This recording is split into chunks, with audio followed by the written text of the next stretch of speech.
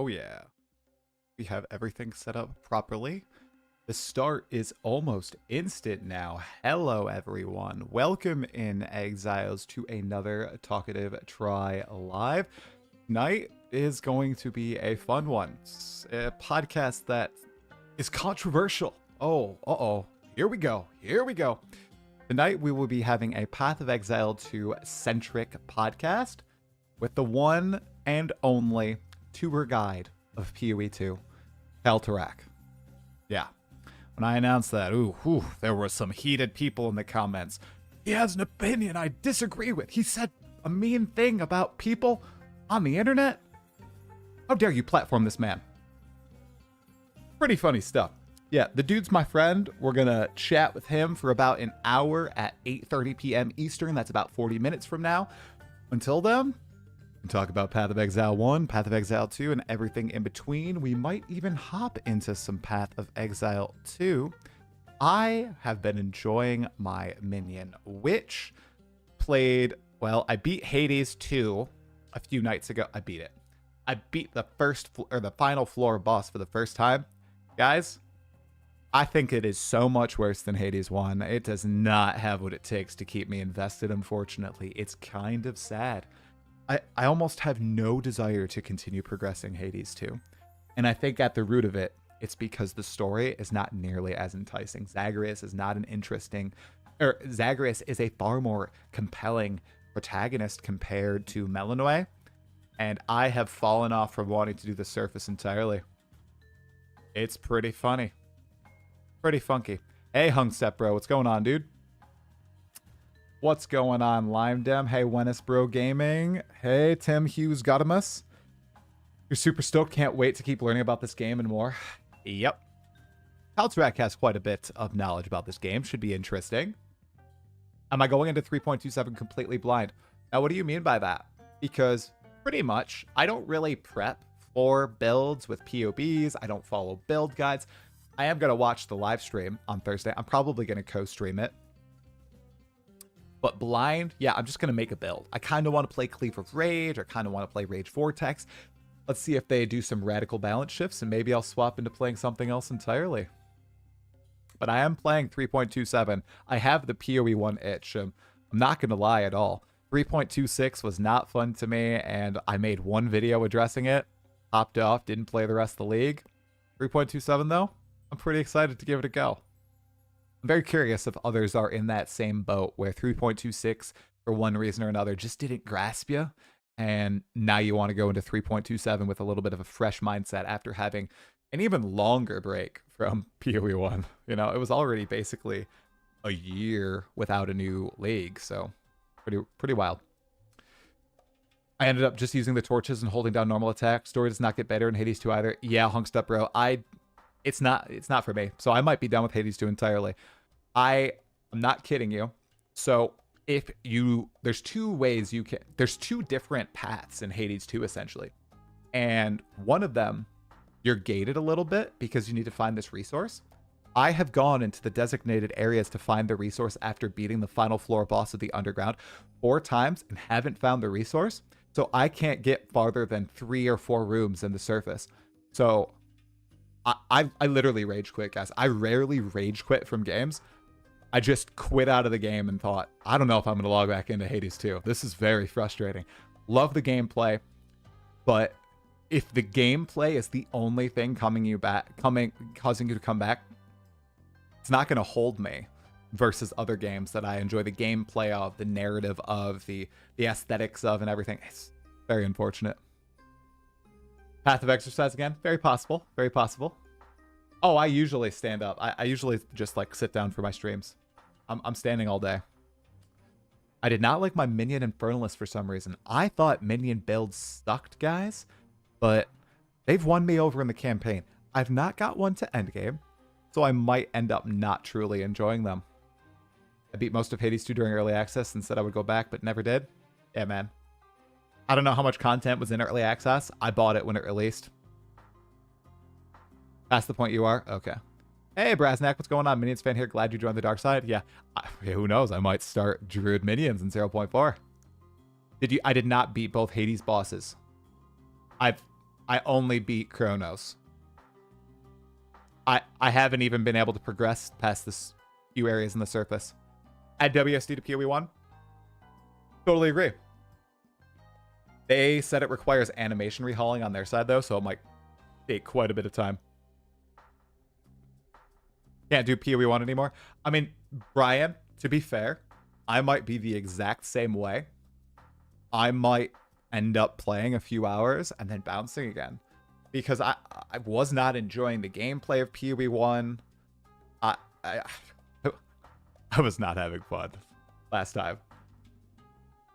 So I don't want to make a video on it about how I'm excited to play, because that could age very poorly.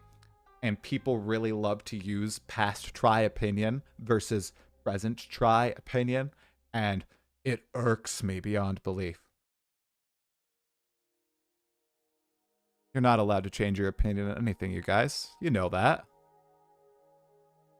WSD would pick me up on PoE 1 as well. Oh, what's going on, Scorewin? 20 months, man. Thank you for the resub, dude. I'm surprised at how excited I am about both games now. I am quite surprised as well, Score. Especially now that they are bringing async trade back. Both have their fun bits. Yeah. Score, what I'm honestly excited to go about in PoE 1 again is fight the classic bosses. Sure, the bosses in Path of Exile 2 are pretty cool, but the magic of the pinnacles is currently missing in PoE 2. I don't think the Arbiter Ash matches up to the pinnacle set in PoE 1 yet, which is a little disappointing. Plus, the Arbiter of Ash, unless you have a bunch of currency and you're able to buy the fragment pieces, you don't really get to fight the Arbiter that much. On my endgame monk, I'm level 94. I've found one of each citadel. That's ridiculous. That's not the case with the Shaper, the Exarch, the Eater, the Maven. I don't understand Grinding Gear Games' obsession with gating behind these pinnacle bosses that I would really enjoy fighting, but I don't want to spend my currency buying the fragments. I want to earn it myself. Oh wow, we got a hype train going. Let's go. Lone Legionnaire. Thank you for tier 1 at 11 months, man. I appreciate it, dude. Thank you. Appreciate you representing campaign skippers, even if you disagree with it. Oh, 100% Hekat Umba? Is that how I say your name? Yeah. As much as a Grinding Gear Game shill, I still like to represent, all sides of debates. Believe it or not, I do disagree with a lot of decisions in the game, which I commonly talk about here on my stream or in my videos. However, I will never escape the allegations. Yeah, crafting the burn immunity for the surface is too RNG in Hades 2. It's pissing me off. I don't have a lot of time to play, and if I need to grind to do the other path, I'm just done. I'm pretty much done. Blackjack Hakase, thanks for the 9 months, bro. Appreciate it, man. Thank you. Oh, we did have a message here. Where? I don't see that. The message is scrolling past me. One sec. What does it say? Where is it? I see there was a message. There it is. Okay, Blackjack Akasa. There's your message. Do you think they will keep doing both games forever?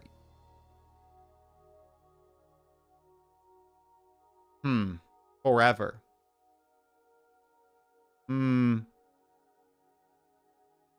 Okay, let me read the full question. Do you think they will keep doing both games forever or eventually just go to PoE 2? This rate of production seems brutal. Especially they seem to be making both games similar. Okay. So, if you would have asked me in 0.2, I would have said yes. They will keep making both games indefinitely forever. Post 0.3, I don't know. 5, 10 years? It's possible. But people still enjoy playing classic games like Grim Dawn, Diablo 2, Diablo 3. People play Diablo 3. But I think Diablo 2 is the best example. So I do think that there is a lot of potential in keeping up both games and expanding the staff. Imagine if they had 2 equivalent sized staffs for both games. that are both well-versed in what the games need.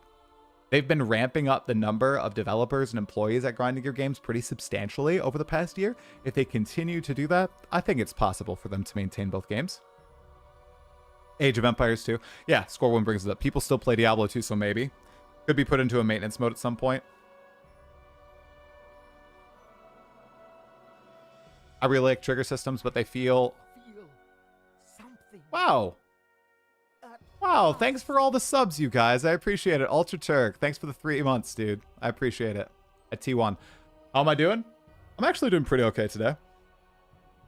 My team is pretty much back at full force at work, so I'm not as burnt out. I'm still pretty burnt out, but not as burnt out as before.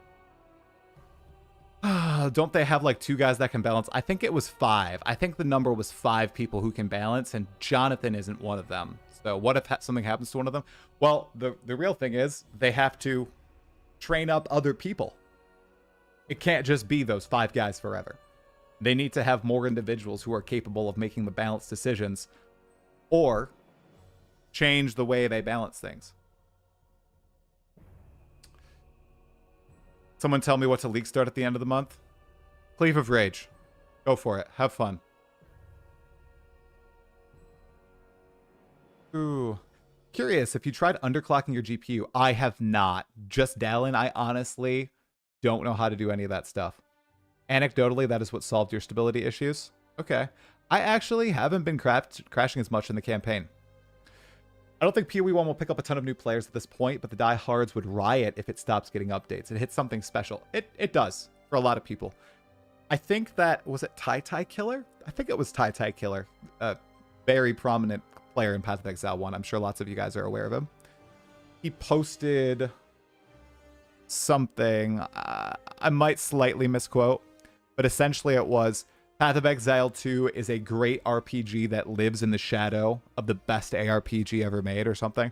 And I think that's the sentiment that a lot of people have who played Path of Exile 1 before Path of Exile 2 came out.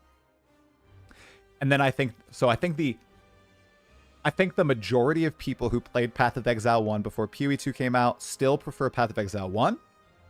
And the majority of people who played Path of Exile 2 when it came out and either never played PoE 1 or gave Path of Exile 1 a shot after Path of Exile 2 came out, prefer PoE 2. I think that's kind of what the split is like right now. Once again, anecdotally, reading thousands of comments, discussion threads, you guys here on stream, all that stuff. I think that's what's happening. Also, I think that, don't laugh at me, okay? I think that for people who want to drop in and play for a little bit, maybe every day, maybe once every few weeks, whatever, I think Path of Exile 2 is the better game. Even though at the end game, it's way grindier.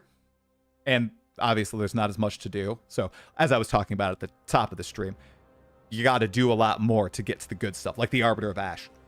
You literally, it's pure random. You can't encounter it. Anyway, but if you want to just drop in and play and have some meaningful progression, especially if you're just playing the campaign, early end game, whatever, and you want to have fun in the moment-to-moment gameplay, I think PoE 2 is your game. You want to grind the absolute heck out of something and have fast progression and play every day for 3 weeks, a month straight, 2 months straight, Path of Exile 1 is your game. Right now. My more casual friends play D4 or LE. I don't know. Diablo 4. Should we talk about Diablo 4? I don't even know, guys. I don't want to crap on Diablo 4, but I don't know. That game just does not. Its developers do not inspire confidence. Has anyone seen Frosty's latest video? PoE1 endgame is too addictive, but the campaign is a big, boring phase. 100%. The campaign is beyond boring in PoE 1. The campaign is amazing in PoE 2, in my opinion. And then the end game is great in PoE 1, and the end game is lackluster in PoE 2. It's the TLC of ARPGs. What is TLC? I don't know what TLC means. Yo, G-Clux Flux, what's going on, dude? D4 is fun for me for about 200 hours. In total? I just didn't have fun past the campaign. I had an okay time with the campaign when it launched in 2024, 2023, 2023, I think. But past that, man, it did not grab me at all, ever. D4 is like playing a cartoon game after getting into PoE 2. I just... Past that campaign, you guys, and the story, the classic dark, gritty story of Diablo, it is just not the game for me, but a lot of people enjoy it. Hey, Kendar, what's going on, man? Got to work a bit tonight, so tuning in. Well, I hope you enjoy the podcast. We're talking to KallTorak tonight. Should be a fun discussion. D4 isn't it for me. They had one chance after D3, and they delivered so little with D4 that I couldn't do it. D4 was so boring once I got to the point where I needed to be on specific times to get resources. Oh, yeah. The whole world map thing is... The open world experiment, I think, was a failure. I saw that they're doing Azmodan in the new update, which comes out... Guys, the new Diablo 4 update comes out December 10th, I think, or December 9th. I'm pretty sure PoE 2's 0.4 expansion is going to hit December 12th, which is a Friday. I think it's going to hit December 12th. No way it's on the 19th. No way it's on the 26th. It's not going to be January 2nd. That leaves December 5th, December 12th if they want to hit it in December, which they had recently said they did.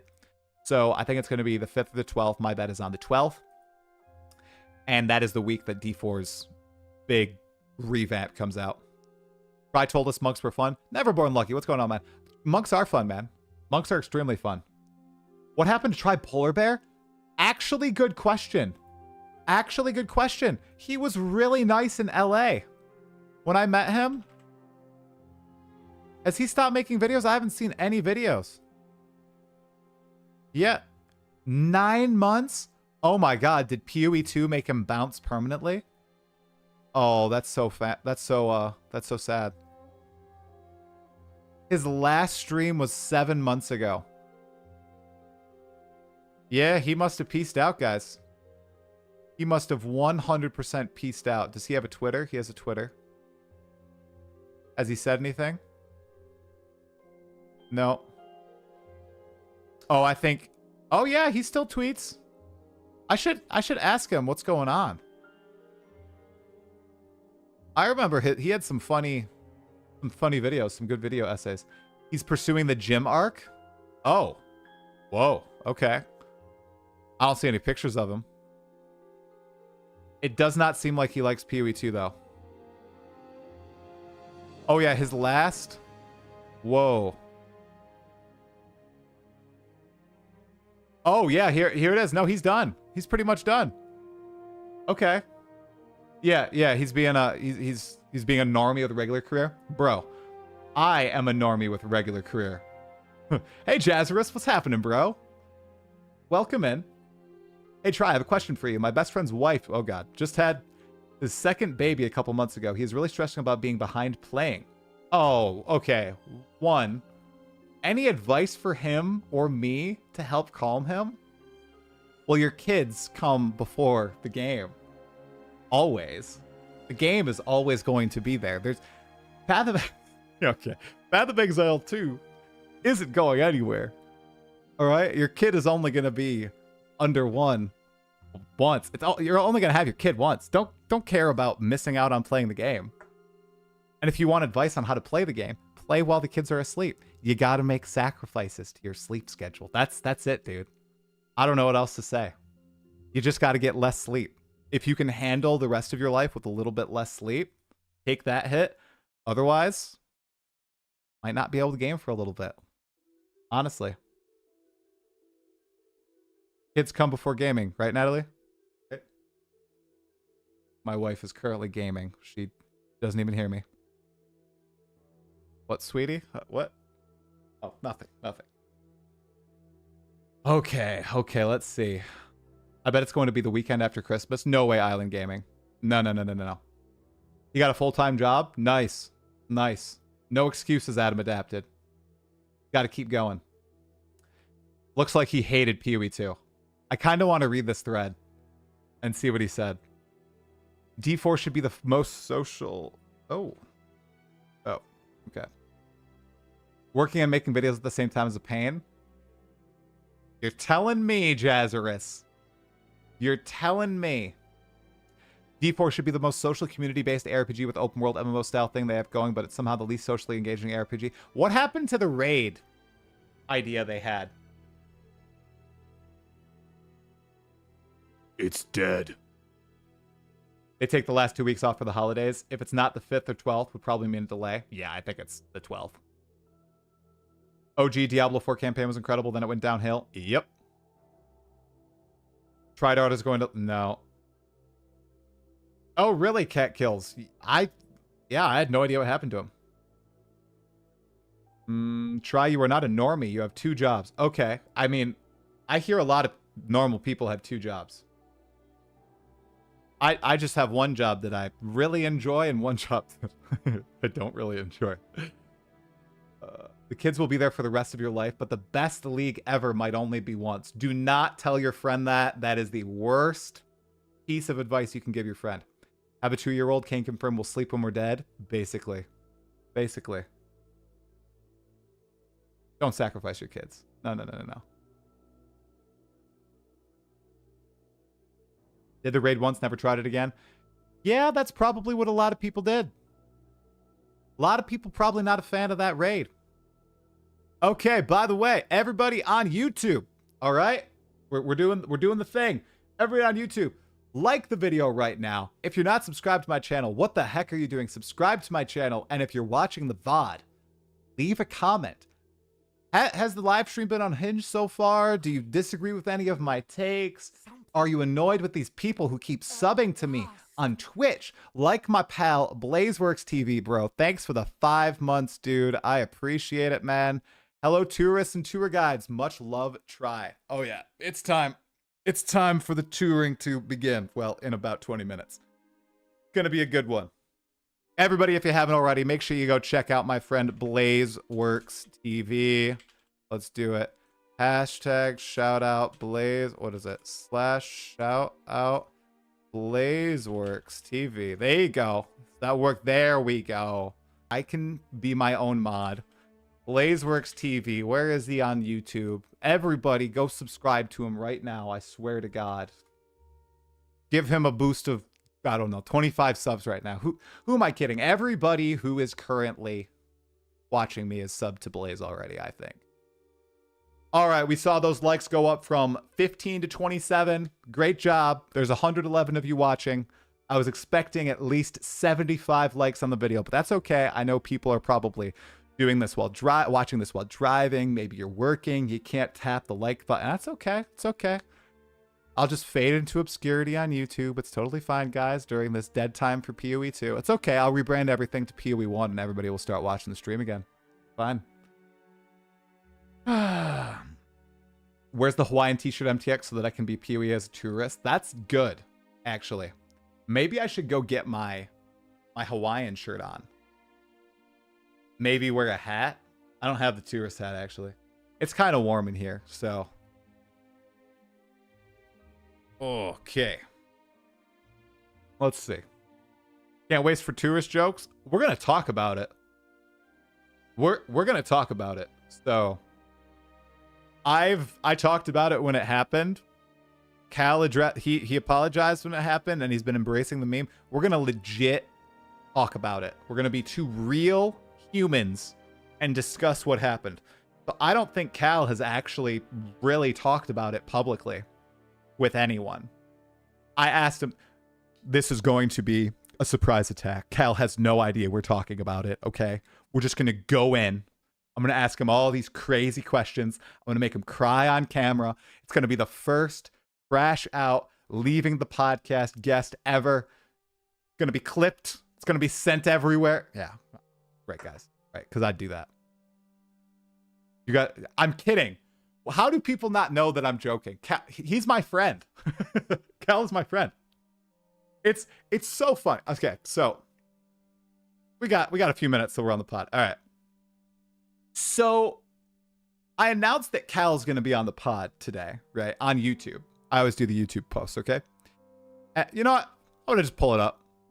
Let's pull this up, guys. Jamie, pull it up. Just kidding. All right.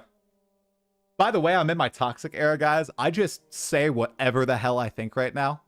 I'm into trolling people on Twitter. Let's check this out. Look at the trolling that I'm doing on Twitter, guys. So Path of Exile 1 now has NPCs that can identify all. So what do?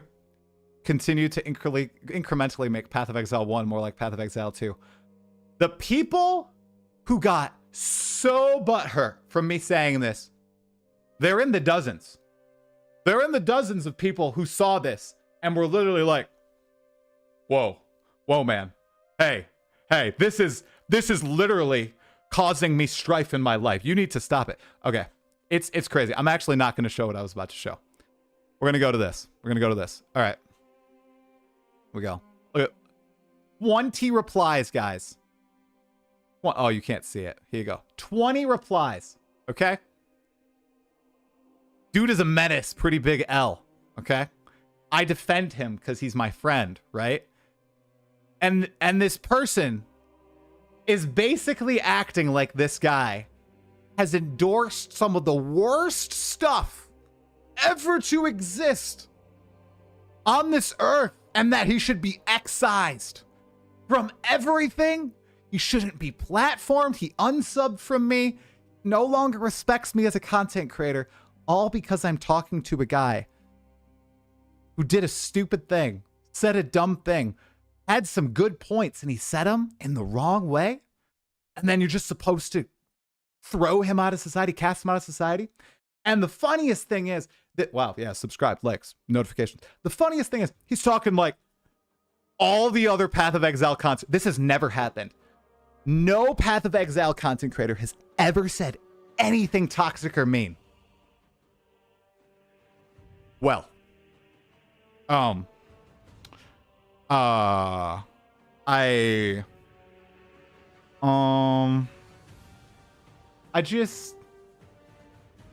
feel like that might not be true as someone who has watched quite a few Path of Exile content creators. It's wild, man. Are you supposed to stop being friends with someone when they say something dumb? I say dumb stuff all the time. My friends say dumb stuff all the time. My real friends, my family say dumb things. Plenty. My friends on the internet, plenty. Okay?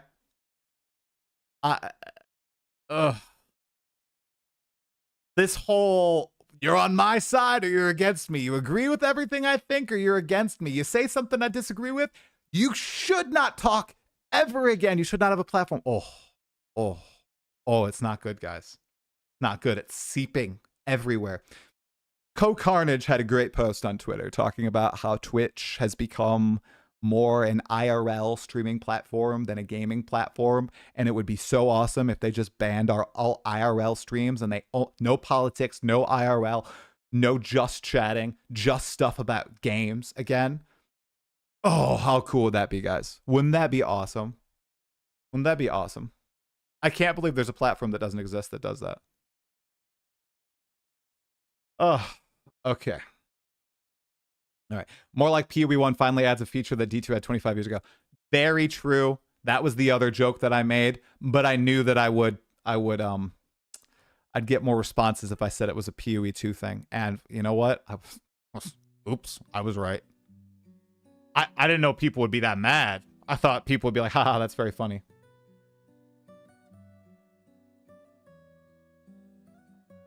Never done a league start for PoE1. So excited to jump in. Awesome, man. Hey, Weisher, what's going on?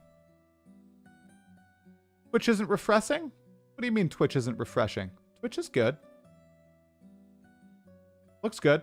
You see your comments _Ben?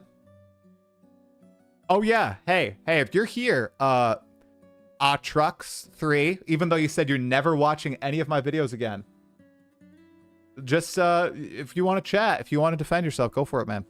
I'm fine chatting with you, but as soon as I laid out logically what actually happened, you said, all right, bro, you know what? Just have a good day. I'm out, which I respect you for. But I've decided for the longest time, I had a philosophy of not calling people names on the internet. I didn't only not do it under the Talkative Try name, right? I just didn't do that on my personal accounts, right? I have said goodbye to that. That's over. If you repeatedly lie about me, talk shit about me, smear me, my friends, I'm calling you an idiot. I'm calling you a numbskull. I'm calling you a dolt. You're a liar, okay? It's over. I'm calling people names now, okay? The worst names. Idiot, dolt, numbskull, liar. Let's see, what else? What else do I don't know. I don't know what else to resort to. But it is just shocking how many people are like, oh my God, spreading lies about me. It's crazy. Can't let it happen. Seriously, try 2.0. I'm done. I'm done. It took less than a year for Evergreen to try to break. It's over. It's over, guys. Try, I've seen you embrace the trenches in your videos. Yes. Yes, I am. You're right. I'm embracing the trenches now. I go and I sit on the toilet and I'm like, where was that last trench that I was in? Oh yeah, it's right here. And I get in that trench and I just start going in. I am evolving. The gloves are off.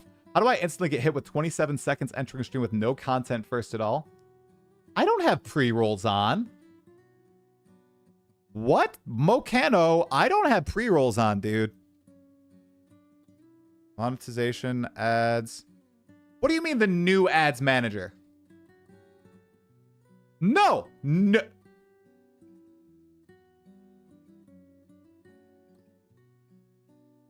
I have, what do you, it says I have pre-rolls enabled, but it says I can disable pre-rolls if I run 3 minutes of ads per hour. That's the minimum, which I'm running. But then it says I mean, can I show this? Am I legally allowed to show this? I don't know if I'm allowed to show this. Oh my, what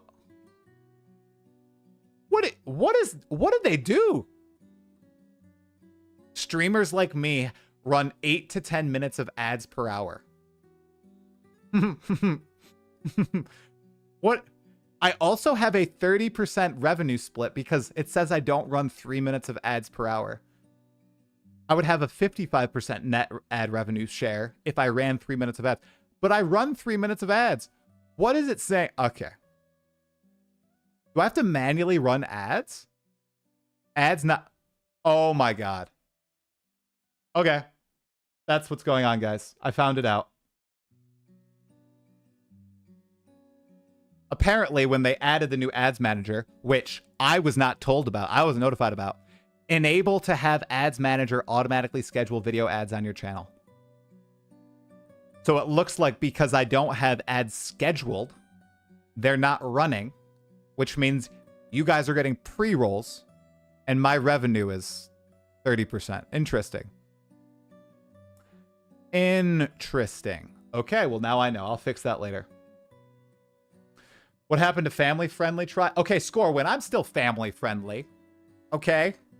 I mean, calling people, honestly, how often am I going to call people idiots and dolts and liars and stuff, right? Not that often. It's not often that people will come into a stream and blatantly lie about me or try to attack me, right? You know, it doesn't happen a lot, or lie about my friends, stuff like that. It's usually in the comments, and I just want to blatantly call out people at this point, so. They switched it up. I didn't even know. I didn't even know.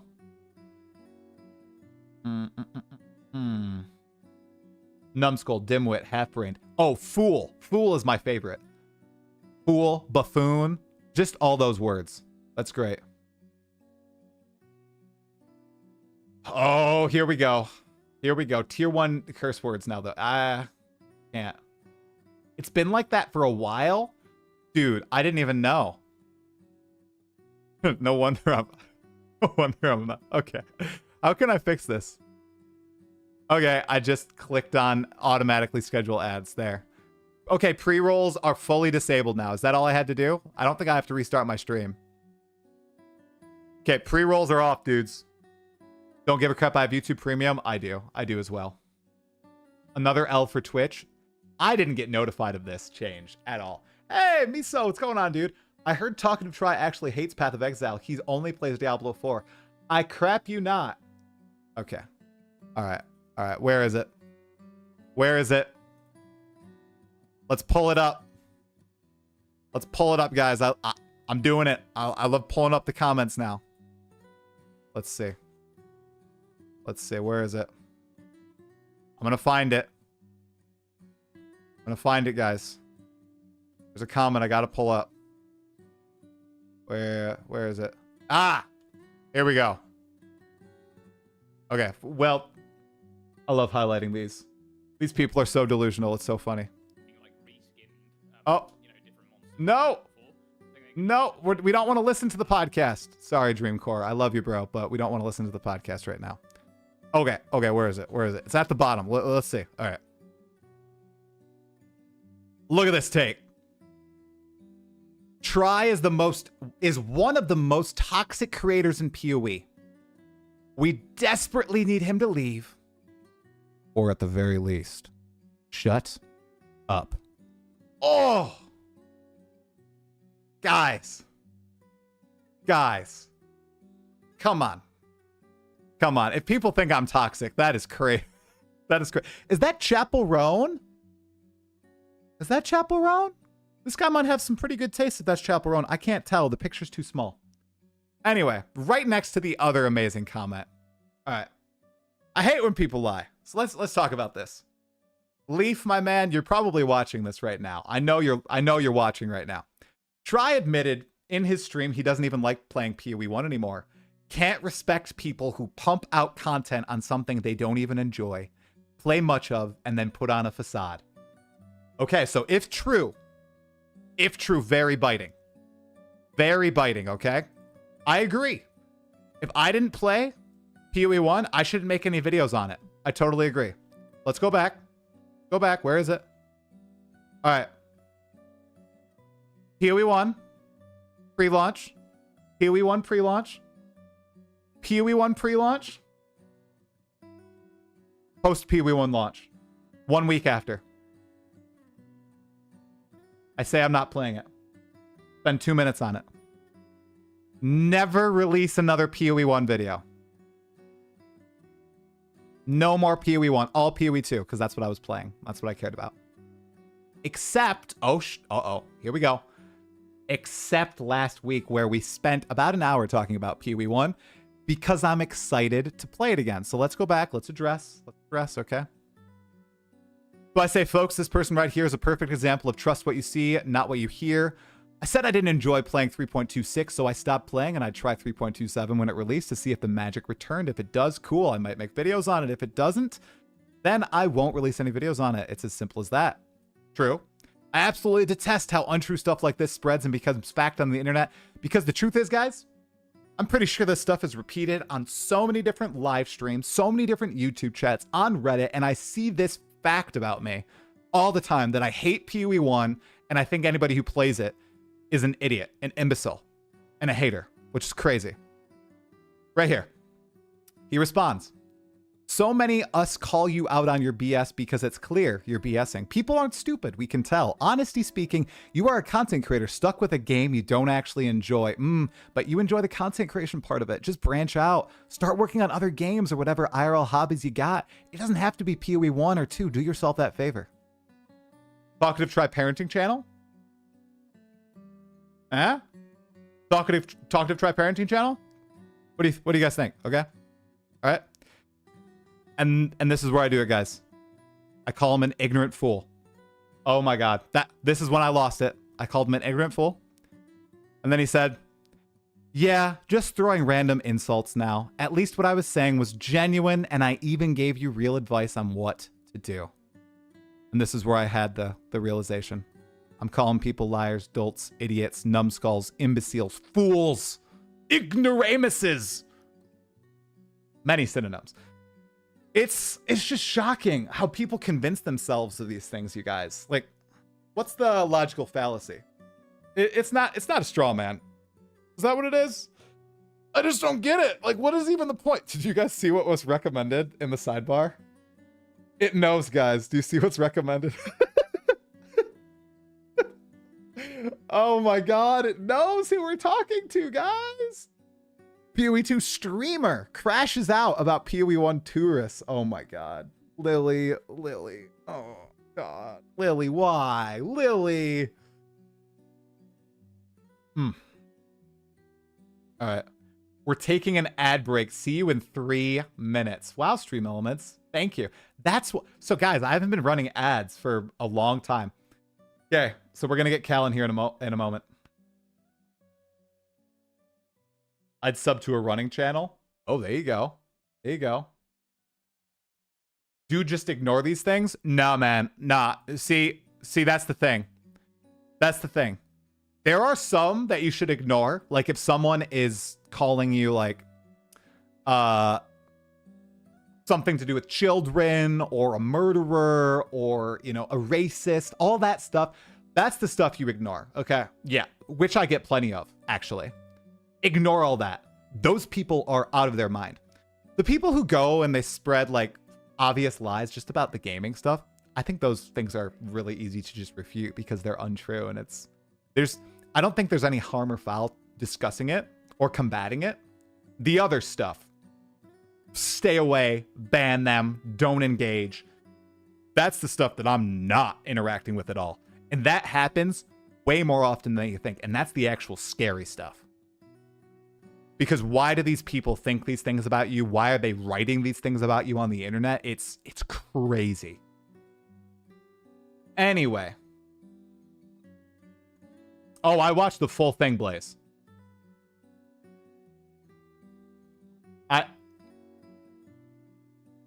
Oh, yeah. Mate, please stay #Asmon and don't get any hater under your skin. No, that's not happening. No. I feel like I can engage with these people pretty easily. Okay. No, we're not watching that. We're going to get Kal on. Okay, let's go. All right. Here we go. Gains with try. That's good. That's good. Ooh. Whoop. Good there. Okay. Okay, I think we're all good. Okay. Try in between leagues, stream ball pit. I might stream some other stuff on my other channel. I think I'm going to keep this channel entirely Path of Exile 2, Path of Exile 1.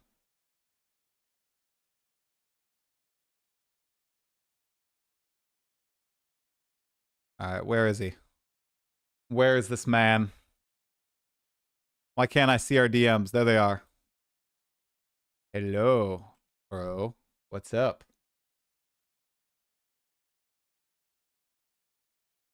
Yeah, we had an awesome Miso podcast about a month ago. I want to have it again if Miso will have me. Or if Miso will let me have him.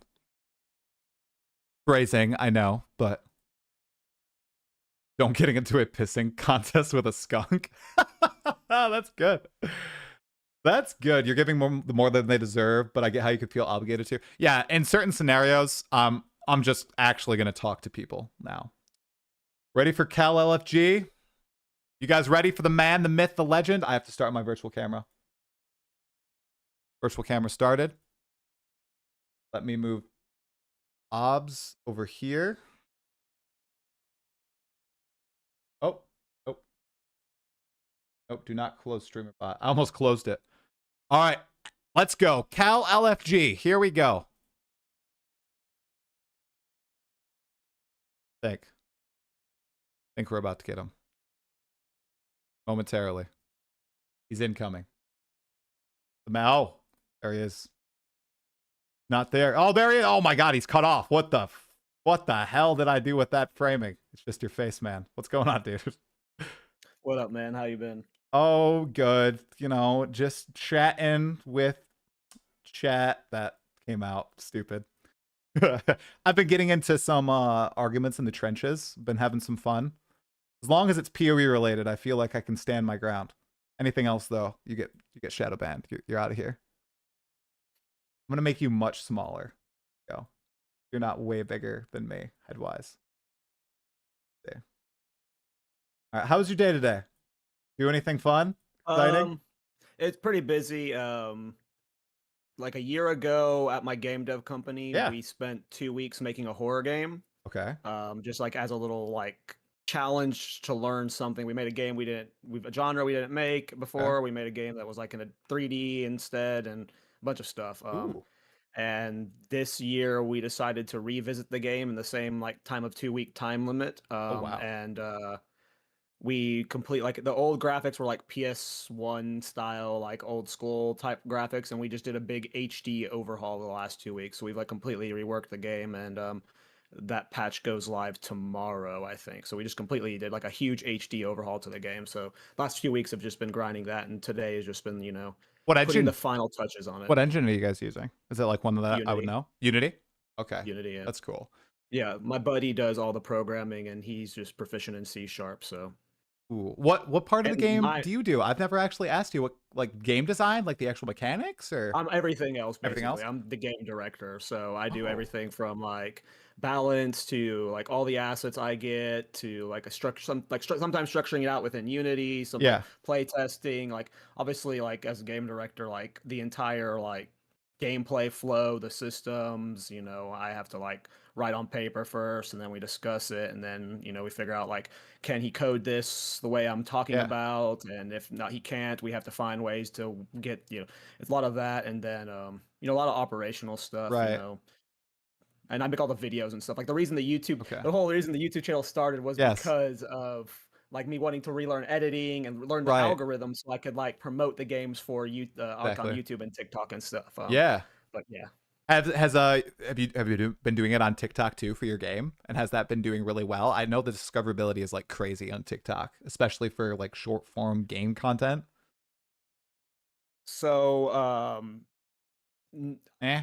it's pretty RNG with TikTok. Yeah. Okay. A lot Right. of our games right now, because like it's completely self-started. Like we operate with fully our own money, no publishers, and we don't have a lot of money to put into it. So a lot of our assets are free assets, and when you're using free assets, a lot of Right. times like you know those games you have to like really nail it. Like Vampire Survivors is one of the Yes. best examples. Like a lot of their assets were actually free assets online. Like I remember one of our I first games we made, Castle Warriors, we were finding assets for it, and I kept finding stuff that was like, oh, I recognize this from Vampire Survivors, and I would check their like credits and be like crediting that guy we found the assets for. So right. yeah, Right. it's tough, but we do try TikTok. Unfortunately, like we're not planning on updating this game until about 2 weeks ago. So we've just been binge working on the game. We haven't really had time to Right. promote it. I'm gonna try and get I'm trying to get Miso and Rabbit and a bunch of friends to like maybe stream it for an hour or two, and Oh, then that's make a cool. montage of all my friends getting jump scared or something. Oh, I'll very send you a nice. copy. I don't know if you want to play horror games or not, I'll but get. I'll send you a I've. copy. Have I ever played a horror game? I don't think I've ever played one. I'm not opposed to them. It's just I've never tried one. It's kind of like Megabonk. I've never played a Vampire Oh. Survivors like game, so I played that for the first time last week. Dude, that one more run loop on the game is crazy. I kept saying it over and over. I haven't played since. When you sit down and you actually log in and play that game, it grabs you. Oh Yeah, no, it's gosh. great. I Yeah. love that loop, the whole Vampire Survivors loop. Mm-hmm. It's Yeah. really well made, and a Yes. lot like our first game, Castle Warriors, like when Vampire Survivors came out, we're trying to make the game, and like the whole game got influenced by Vampire Survivors. You know how like Okay. whenever you level up, you have the three selections Right. of like Yes. the three. We did that with that game. We had Right. a completely different like gameplay loop set up for it when Vampire Survivors came out. Like, and that loop, I don't know what it's called. I just call it Vampire Survivors type. But it's where you like level up, you change the three things. Like you see that in so many genres now. Yeah. Was that the OG So Vampire Survivors? Essentially, like they popularized that? Do we know? that's the first time I remember it being utilized in like that way that was like as popular. Where like you're getting lots of level ups and Yeah. like that RNG flow of it, because you're seeing it in Bollock's Pit that just came out. Yes. Like there's so many games that are utilizing that now. I don't know if Vampire Survivors was the first, but Vampire Okay. Survivors was the one that I saw it what like originally on, then that at least popularized it for Right. me. Okay.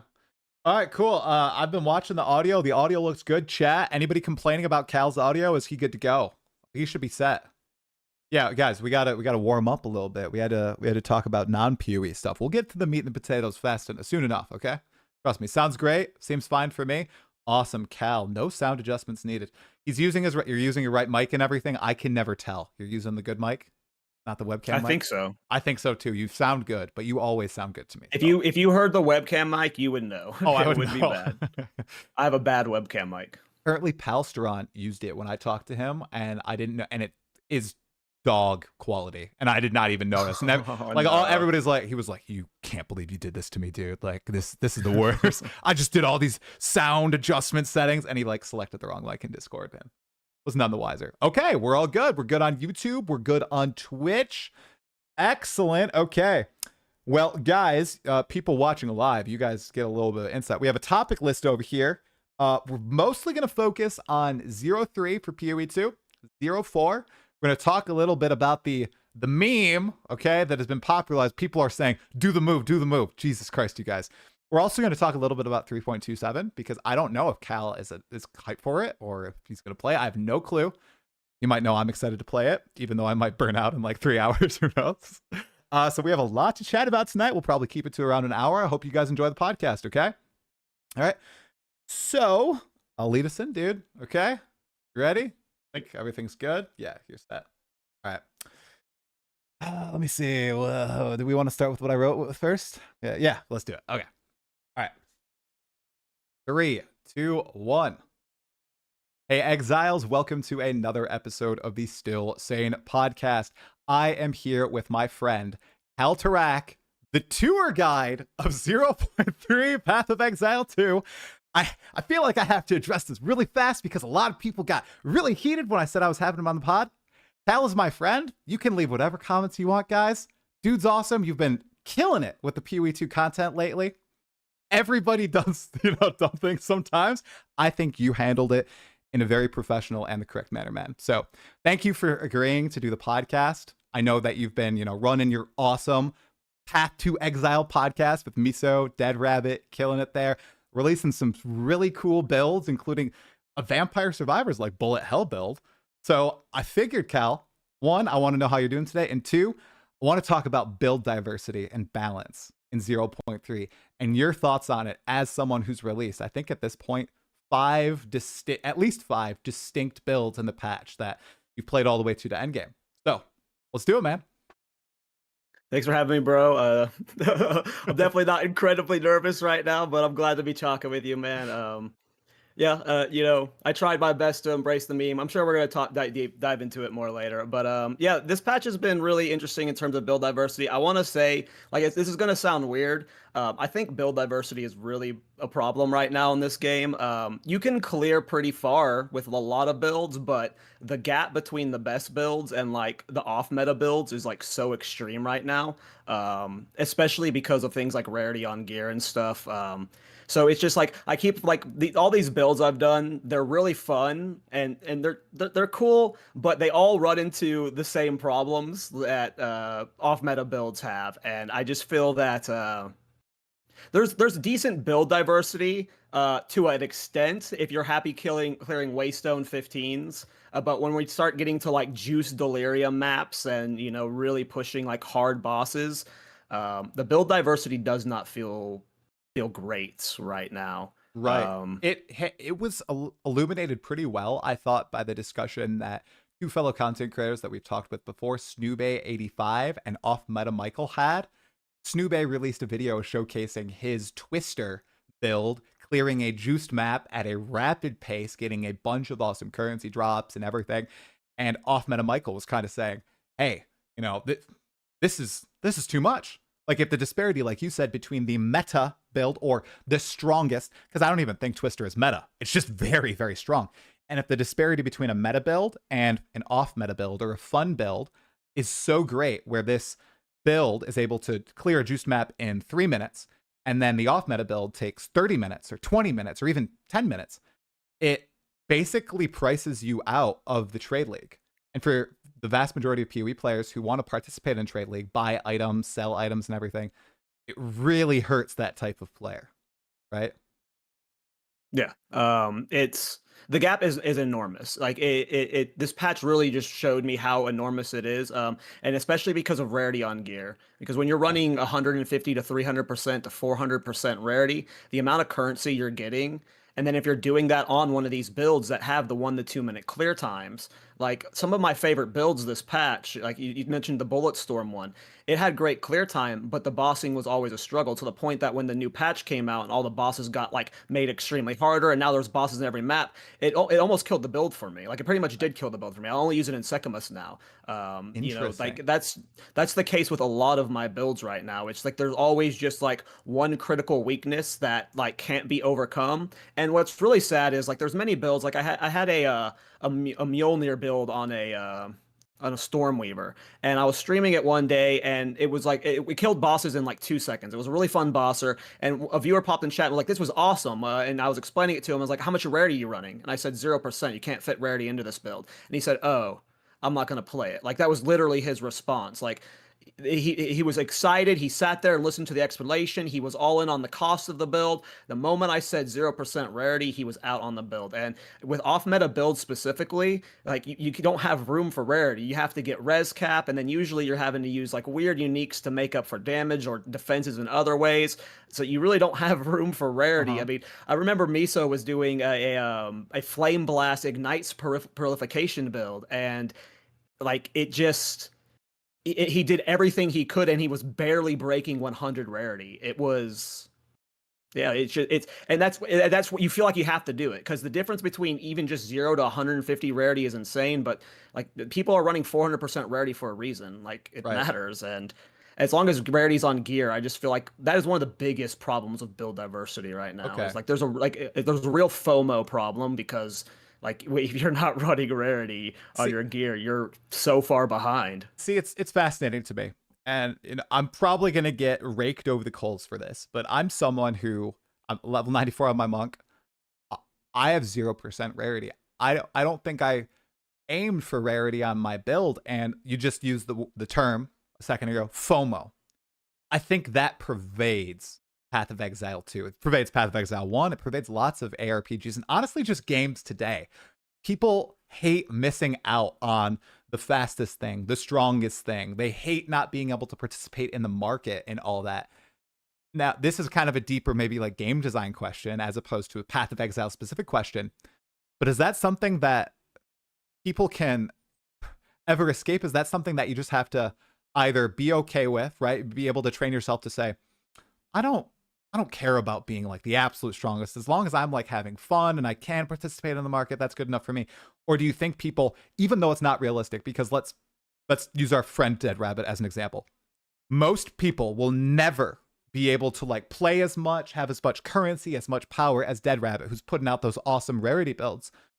But they think they can. So they think they have to play those builds, and they play those builds so they can get as close as possible to the power level and the economic power level that Dead Rabbit has.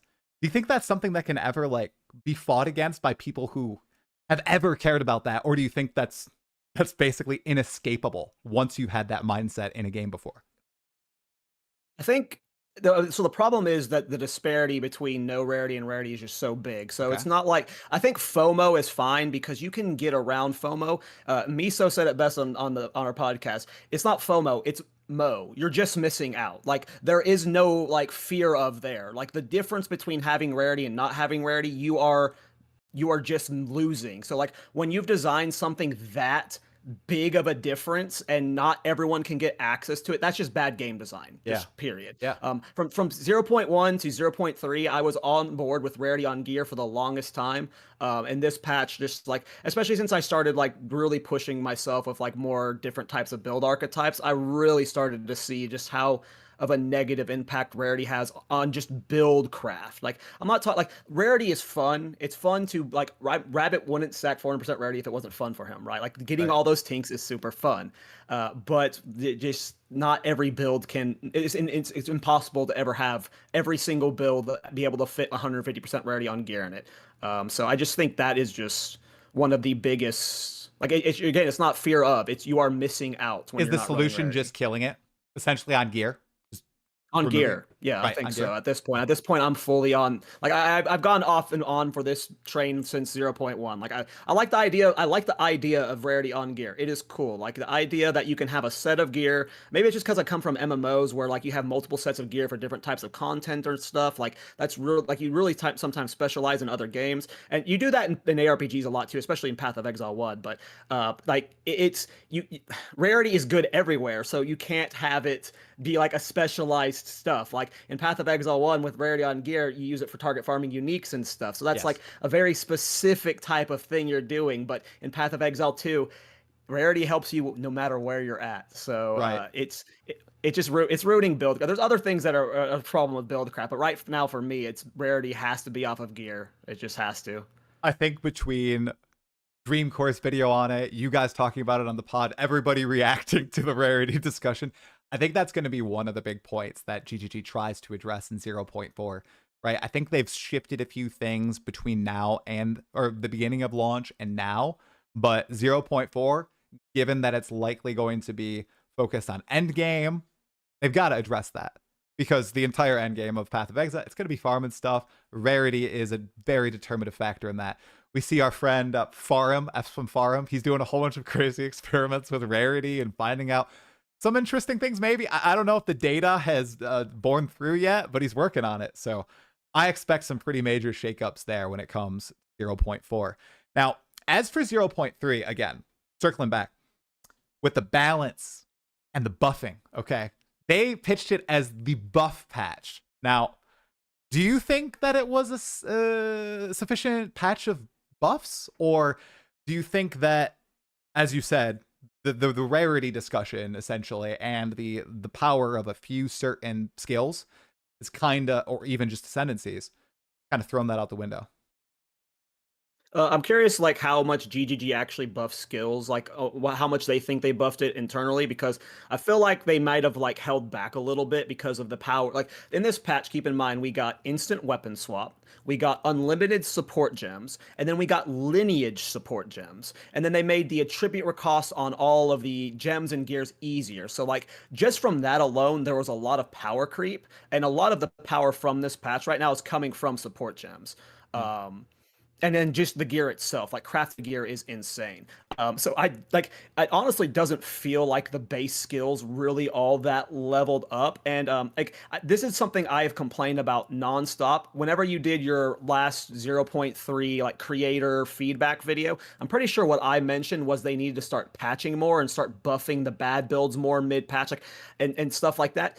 We had what, two major patches again in 0.3. Like we're really not getting any new balance changes at all. And keep in mind, when I say, anytime I say balance changes, like I'm not advocating for nerfs. I'm not saying these top builds need to be brought down. You keep those where those are. You can't nerf those until 0.4. But there are so many just bottom tier skills still that are just completely not scaling an end game that they could start tweaking. That's just where my biggest complaint is the bottom just gets left at the bottom. Yeah. And I feel like at least for the first month or two, they could make room for more patches. Right. I would hope, but I guess not.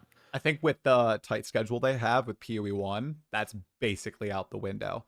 I think that's, so now yeah, too. that's like the new excuse, you know? Before it was, oh, we don't want to change things mid-patch, and now the, I guess, valid excuse is, oh, we're working on PoE 1 now, so they can afford, I think it was just, they only Yeah, had I wouldn't call that one. an excuse. Yeah. That's like it's a good reason. Like Yeah, oh, yeah, right. But they, early access, it's supposed to have updates. Man, I really wish they would go back on right, that, I but they're know. never Yeah. going to. I think they're probably going to aim for one major patch in between leagues, and it's not going to have any balance unless it's fixing bugs that are affecting builds and even allowing for some builds.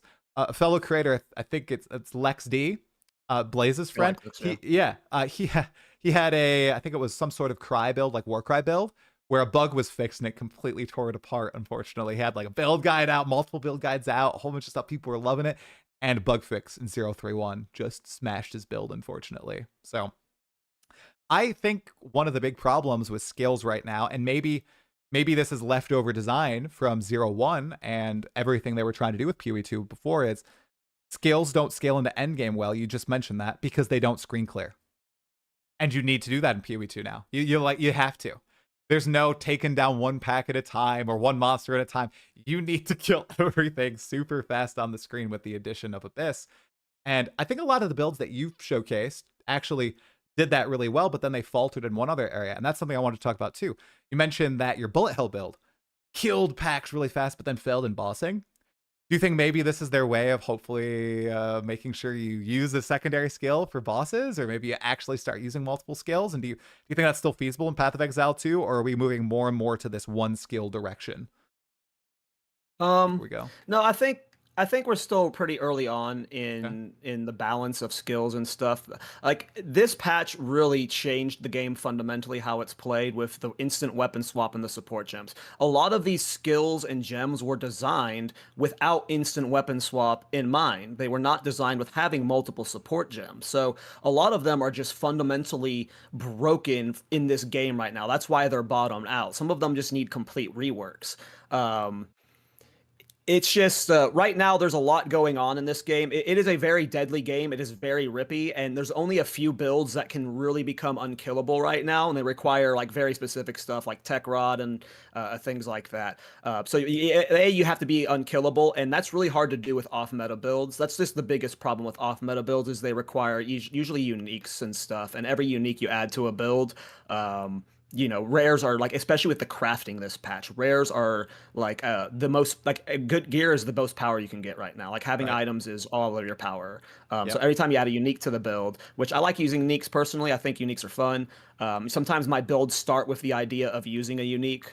And then I just end up adding more and more. And the biggest thing is defensives right now. This patch is super rippy, especially with like the changes to bosses and stuff. Yeah, 031 bosses are quite powerful.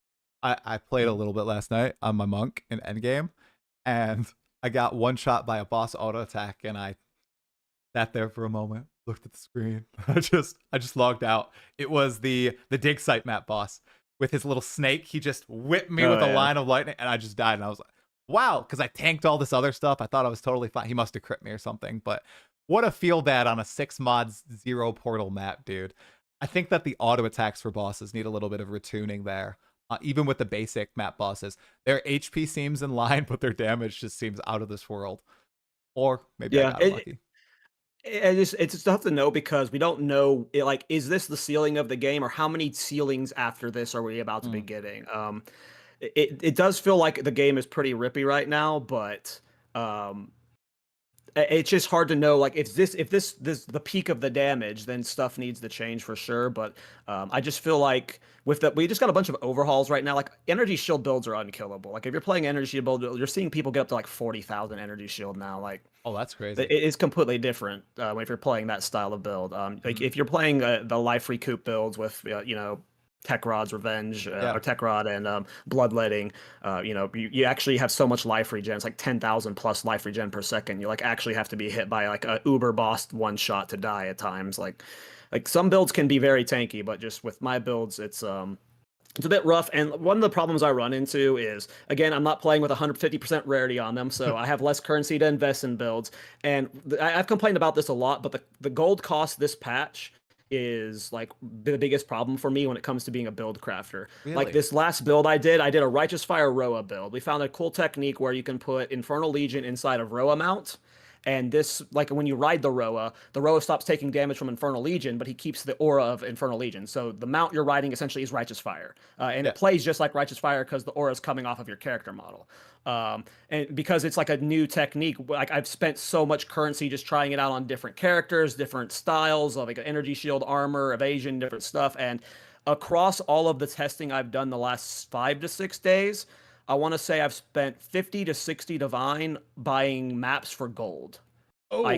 Because when you're testing something, one, you're not testing with rarity, and then when you've completed like your loadout, you go and do 2 to 3 maps, and you're like, okay, this isn't quite working how I wanted to. I need to change some stuff up. Let's do some passive tree changes. And like on my 80, it was my 96 Lich, a full passive tree respec. I was playing on the bottom half of the tree, and I wanted to respec to the top half, and it was like 800,000 gold.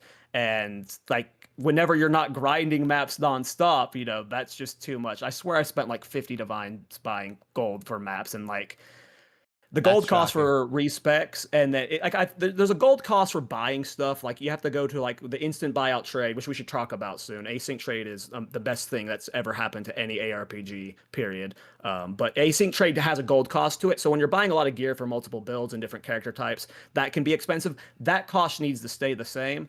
But the gold cost for passive tree respecs is like I'm done with the patch for now. I'm about to take a break, and I need a cooldown period because because of the gold cost, like Yeah. purely because of the gold cost. I'm spending so much time having to find maps to buy for gold and then like sit on them to get gold. It has drained me the last week. Are maps the best thing to generate gold? Selling maps? Is that what you say? Yeah. Well, if you're playing the game, you're doing your own juice, delirium maps with abyss mods. You're making so much gold yourself. Oh, okay. But because I do like 2 to 3 maps, and then I'm like, okay, it's time for a respec because this loadout didn't quite work. Right now with off meta builds, path of building doesn't work at all. Like there's no way Infernal Legion and Roa Mount is supported even in the slightest, right? Like the even meta builds are not fully supported in Path of Building right now. It's just so hard to do. So you have to manually test everything. And when I'm chesting it on a Lich, a Gemling, and a Titan, I'm chesting Energy Shield, armor, that's full passive tree respecs. Yeah.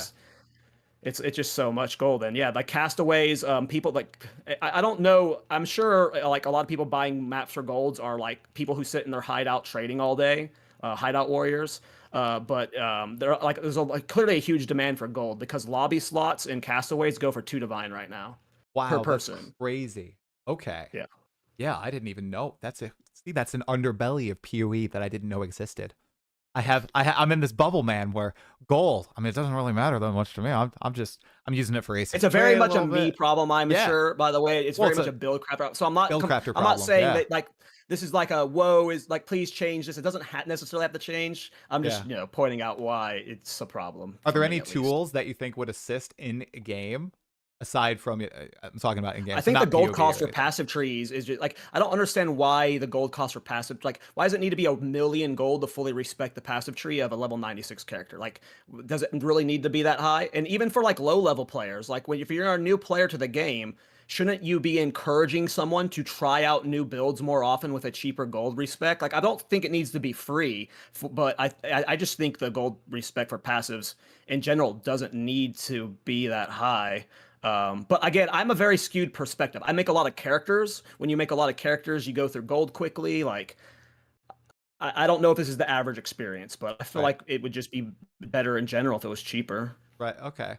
See, someone pointed out in chat, I barely have 1 divine orb to my name, so I I don't even know what's going on, dude, honestly. I wonder if there would be a solution, maybe like a discount for respecking your entire passive skill tree as opposed to a few nodes. Like you can click the button and it's like, I don't know, 30% discount if you do an entire Sure. respec as opposed to something like that. Grinding your games, as we've seen with like all the Path of Exile 1 teasers that are coming out, they are so heavily focused on quality of life. I wouldn't put something like that past them now. I feel like they are hyper aware that one of the biggest pain points with both of their ARPGs are the points of friction. And I think in the places where it makes sense to, they're going to continue laxing a little more every single patch. And that's going to draw some people in, maybe from some other ARPGs, right? So I could see them doing it, especially since Yeah. what did they just do? Add async trade, dudes, what you said was one of the best things added to ARPGs ever. So, initial thoughts on it, the W's, the complaints on it, because I just have a few little qualms, but they don't even match to what quality of life it has given me this patch. I just think the longevity of this league, like in terms of like new content, the end game got almost nothing. Like Yeah. this is the same patch I've been playing since 0.2 and 0.1, but this league has had the most longevity in terms of player base that 0.1 and 0.2 had. Like, and I think that is purely because of async trade. I think it's got the crafters playing more. It's got the people who like trading more playing more. It's got anyone like it's got everyone playing more a lot longer this patch, and it's because of async trade. It allows you to play alternate characters easier. At this point in the league, getting off meta gear is really annoying at times because like you have to message 30 people in the old system and they all don't respond, and eventually you finally get someone to respond, but it doesn't have the exact roles that you wanted, but you take it anyway. Like. I feel like I have friends who are literally only playing the trade game right now, and they're just having so much fun because of it. That's not for me. I hate being in my hideout more than a couple minutes. But yeah, I think async trade is just it's and I'm so excited for it to be coming to PoE 1. Hmm. I don't know. It's great. I have like obviously it could use some upgrades. I feel like Act 4 is a really rough unlock point. I Really think like I mean like interesting. for League starting, like it's going to be annoying to have to play Act 1 through 4 again without async trade. Obviously for the good players and the fast players who can get through Act 4 in an hour or two, that's good. It doesn't matter to them, but for your average player who slow crawls through the campaign, I remember a lot of people complaining about like I really wish I had async trade right now. I could get this gear because once people have async trade, they're not putting gear in the tabs to sell for whisper trade. They're Right. they're only selling through the async trade. The tabs don't work both ways. So very quickly, all of the good gear and the things you're wanting to want, especially at like since the higher level people are getting all the good gear and maps and stuff, you can't buy it from them because you don't have async trade unlocked. So I feel like that's the biggest downside I have. But otherwise, I mean, it needs to be iterated on more. But I think I mean I I'm in would love with it. I would love to see a few like shortcuts for searching for Oh yeah, for sure. commonly looked for things, or like having a search history. I think that'd be so cool to add. I don't know if that's too powerful or not, especially for those people who are the hideout warriors. I think that's what people call them. So they can copy paste exactly the affixes they want to search for rare items just every Well, single those time. people still use the website, They like do, but Dead Rabbit. Yeah, I mean, yeah, I whenever I'm bulk buying, I have to use the website, and it's way yeah. easier. Like when I'm buying megalomaniacs, like I buy them through the website and stuff too. Like, Okay. I feel like they should just make the in-game client as good as the website. Like I agree, like we need more history and Yes. stuff. Yes. I think we're just in the alpha of the Hmm. async trade interface. Um, but yeah, like the biggest like so whenever I'm buying jewels, an example, let's say I'm like I need 4 new jewels that have like crit damage bonus minion or like and critical hit chance and something.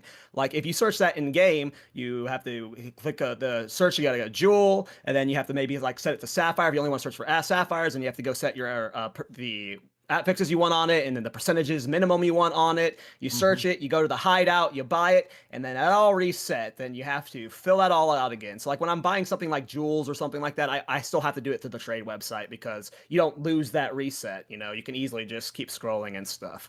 So Yeah. they just need to get more quality of like, yeah, you still have to use the website in some cases, unfortunately. See, At I least. said farewell to that website. I haven't been on it the entire league. I'm an in-game trade guy. I want them to implement it into the game. I would love to see that. Maybe they'll make some improvements for Path of Exile 1 or the release that's upcoming, and we'll get to see them in PoE 2 and 04 or an emergency patch. That'd be pretty sweet. Somebody in chat is saying you can copy paste items in game. If you can, whoa. I didn't know Yeah, that. you so like that's how we import our gear to Mobalytics. When you're hovering over an item, if you hit Control C, it copies all its stats, and then you can. You can copy it in the trade website into like the stats into the trade I don't know. website. I've never done it into a trade Or the website trade before. I've never interface done is that my before, bad. but I know I've used the copy paste Me stuff too. before in Okay. other situations. I've Craft never of done it through Exile. trade site though. I used to do that in That's cool PoE though. 1 when I was a really hardcore gamer. I'd Craft of Exile stuff. I haven't done that in a while. Maybe once I hop into 3.27, my hardcore gamer attitude will kick back in and I'll start hyper optimizing again as I used to do. Okay, so trade, I'd see that as a W. I think that balance was overall an L, unfortunately, at this point. A campaign and interludes. Cal, you only talk about builds on your channel, so you very rarely do commentary pieces. Very curious to hear what you thought about I Act won't do 4. commentary pieces anymore, by the way. Okay, We're fine. sticking to builds, brother. Touche. That's fine. That's totally fair. Campaign and interludes. What did you think about those two things? That was a great change for the patch. I mean, I've Okay. leveled. I don't know how many characters in the end game now. I want to say like 9 to 11. I don't remember. But it's so much better. And I imagine they're staying around. The interlude acts, they're cool. They're not like fantastic, but they're well made enough that I feel like GGG made them knowing that they weren't going to be replacing them in 0.4. So I'd be very surprised if 0.4 had like Act 5 Yeah. and like Act 6 with it. I Right. imagine the interludes are here to stay for a bit, which I'm fine with. They're not the best. I very much prefer Acts 1 through 4 right now. Really? The act. Oh yeah, I like Oh, Acts 1 through okay. 4. I don't like the interludes. Okay. What do you not like about the interludes? I'm curious.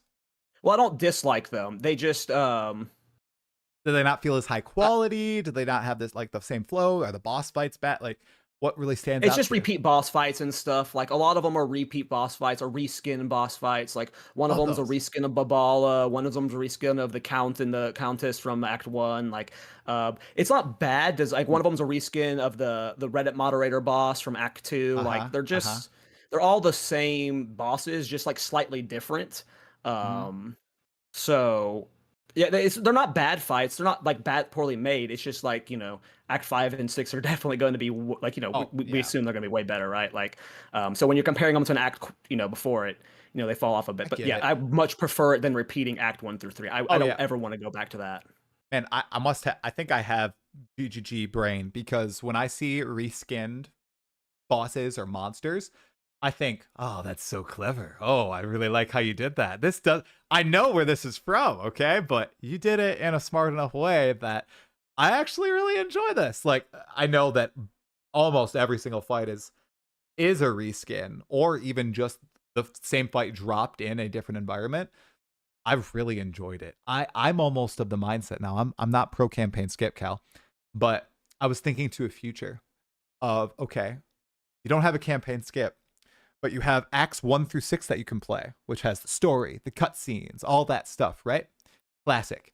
And then you have an interlude campaign where it's 10 to 15 interludes that you have to do to get to endgame instead. And they're snappy, they're reused assets, they have basically no story. You talk to one person in town, you get your quests, and you just go. You kill monsters, kill bosses, and you move through. And that could be an alternate way to get to the endgame. I actually am open to that idea. I thought that'd be Oh, kind of a it's cool smart. idea. Yeah. It's smart for sure. I guess okay, so I have game dev brain. So from my Yeah. perspective, right, you only do that as a developer when you're crunched on time. And like every game developer, like if they could have had their choice, they would have handmade individual bosses for each of those locations. You know that deep down they don't want to do reskins. Reskins are just they're fun. They can be cool. I can appreciate them as well. But deep down they would have loved to have spent weeks preparing a whole new boss loadout with their own mechanics and stuff. So that's where I'm just like, I know that deep down they just wanted it to be their own bosses. And yeah, I can only see, like, it's like what you have, like, it's like the Matrix eyes, right? Like what you like you see the all I see is the same code being reused twice now, and I'm just like a little bit let down. I get it. I get it. Obviously they Yep. spiced them up a little bit because some of them are like two bosses at once, or the one boss with the traps. They added the traps to the area. I Mhm. mean, but it's really the same fight. They made him ice instead of fire, man. Yeah, oh That's yeah, so dude. cool. Come on. You It just is cool. It is definitely cool, but see, I'm such a simple man. See, I just see, ooh, ice now. That's cool. And I'm like, that's good. That's why I'm so impressed, guys. Come on. That's why my brain like got addicted to Mega Box it's so quickly. impressive given that it was probably made on a very quick crunch time. I imagine those interlude acts were made in a very short turnaround.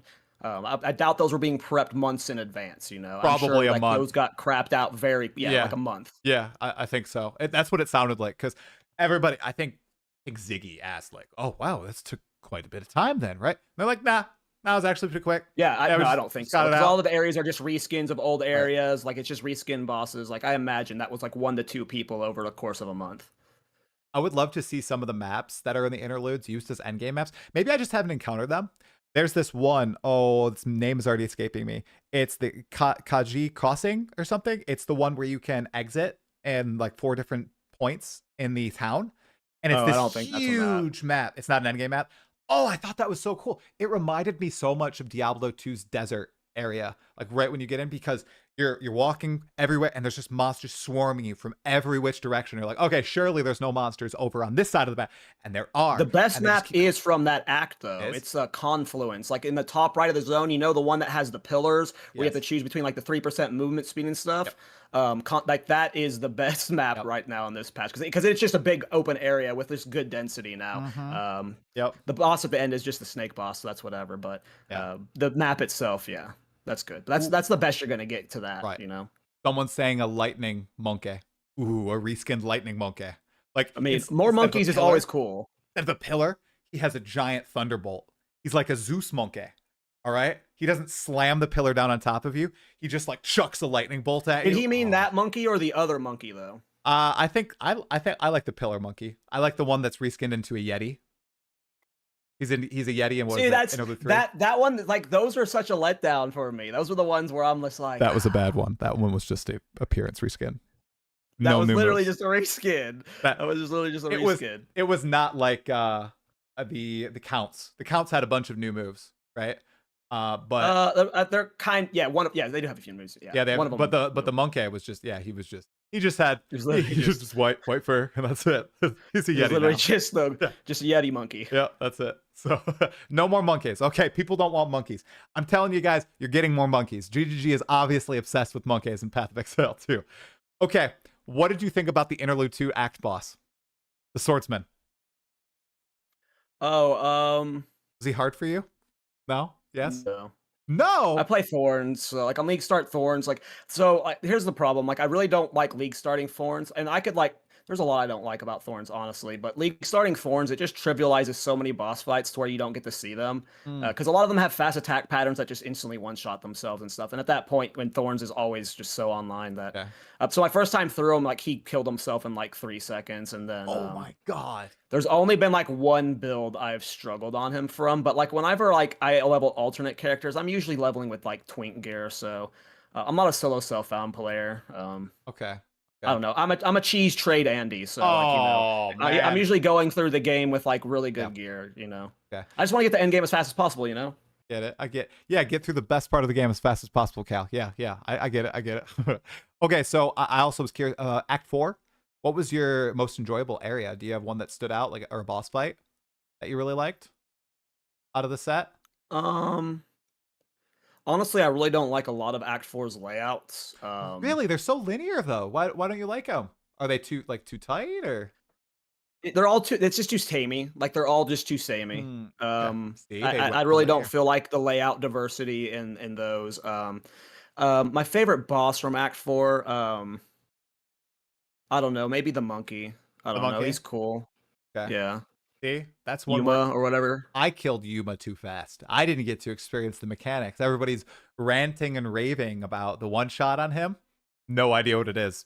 So then once I get a character there that actually has to fight him, I'm gonna just be like, ooh, what is this one shot everybody's talking about? I'm ready for it. If you go into that fight on a low life build with no chaos res, you're gonna have a bad time. Out of there. Don't do it on hardcore solo self-found. Not a good idea. Okay. Moving on to the next thing that was kind of changed up in 0.3, Cal. It happened in 0.3.1, the end game shakeup. Obviously, to open the patch, there weren't a lot of changes aside from the new bosses and new layouts. 0.3.1 removed towers and tablets, that interaction, and it buffed up the bosses. Now, have you played it a good chunk? What are your thoughts on the changes? Do you think we need more time to digest them? A full new league cycle? What's going on? And so, first of all, the bosses in every map is an amazing change. That's been something I've been complaining about 0.1. I feel like that's just something the whole PoE1 community was complaining about. Like, you have this game that added just bosses that are just so much fun, and you're decided to not put them in every map. So that was just the biggest change, and it allows people to play the game the way they want to now. You don't have to be chasing rares. You don't have to be doing the objectives if you don't want to. You can just go for a boss and just zip around the maps and stuff. So in terms of gameplay flow, that's been good. The tower changes felt very rushed to me. Okay. With the way tablets were implemented, kinda. Yeah, just a lot of how it's just been set up. It just felt like, okay, we have this system and we can't fully remake it. So what's the best way we can get it to feel better right now? And it doesn't feel great, in my opinion. It's way better than before, but this system, like, it cannot stay like this. It all just goes down to map choice. I feel like that's just the biggest problem that people are always going to have with the PoE2 endgame mapping. The Endless Atlas is like a cool concept, but it's unavoidable that you're going to be doing maps you don't want to do. Right. It's just unavoidable, especially with the cost of grand projects right now. Like, your average player is just forced to play maps.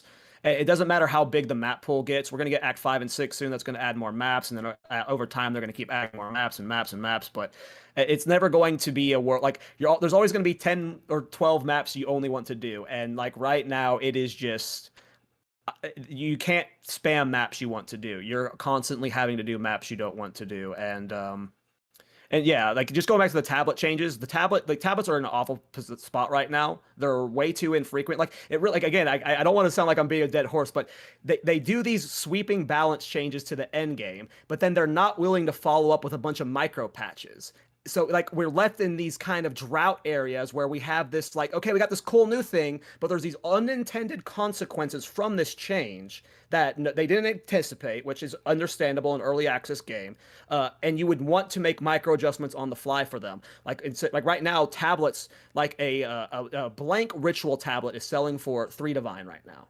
Because they're just so hard to get. Yeah, if you just have a blank ritual tablet, that sells for 3 divine right now. Tablets are just so hard to get. And I don't think anyone anticipated the drop rate on tablets being this bad and there being this much of a tablet drought.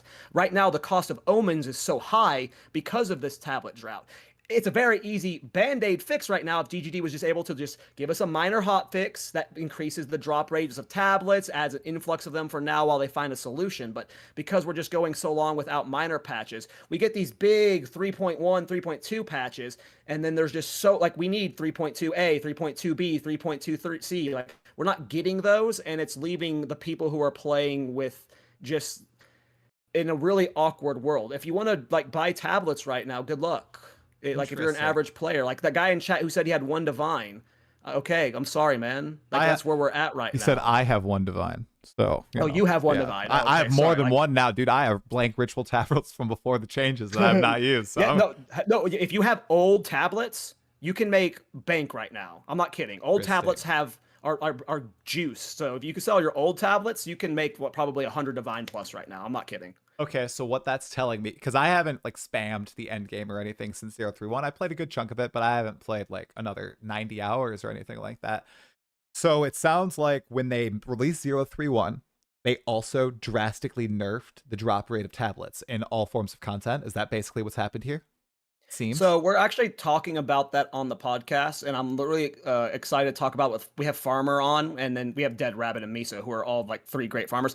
I am not a farmer. I do not know why. I don't pay attention to the metas of those kind of stuff. Okay. I actually do not know why the tablet drop rate is so low. On the show notes for the bar, I literally say I want to talk about tablets and ask them why the drop rate is so low. I don't know what has caused this drought in the tablets. I'm sure there's a reason.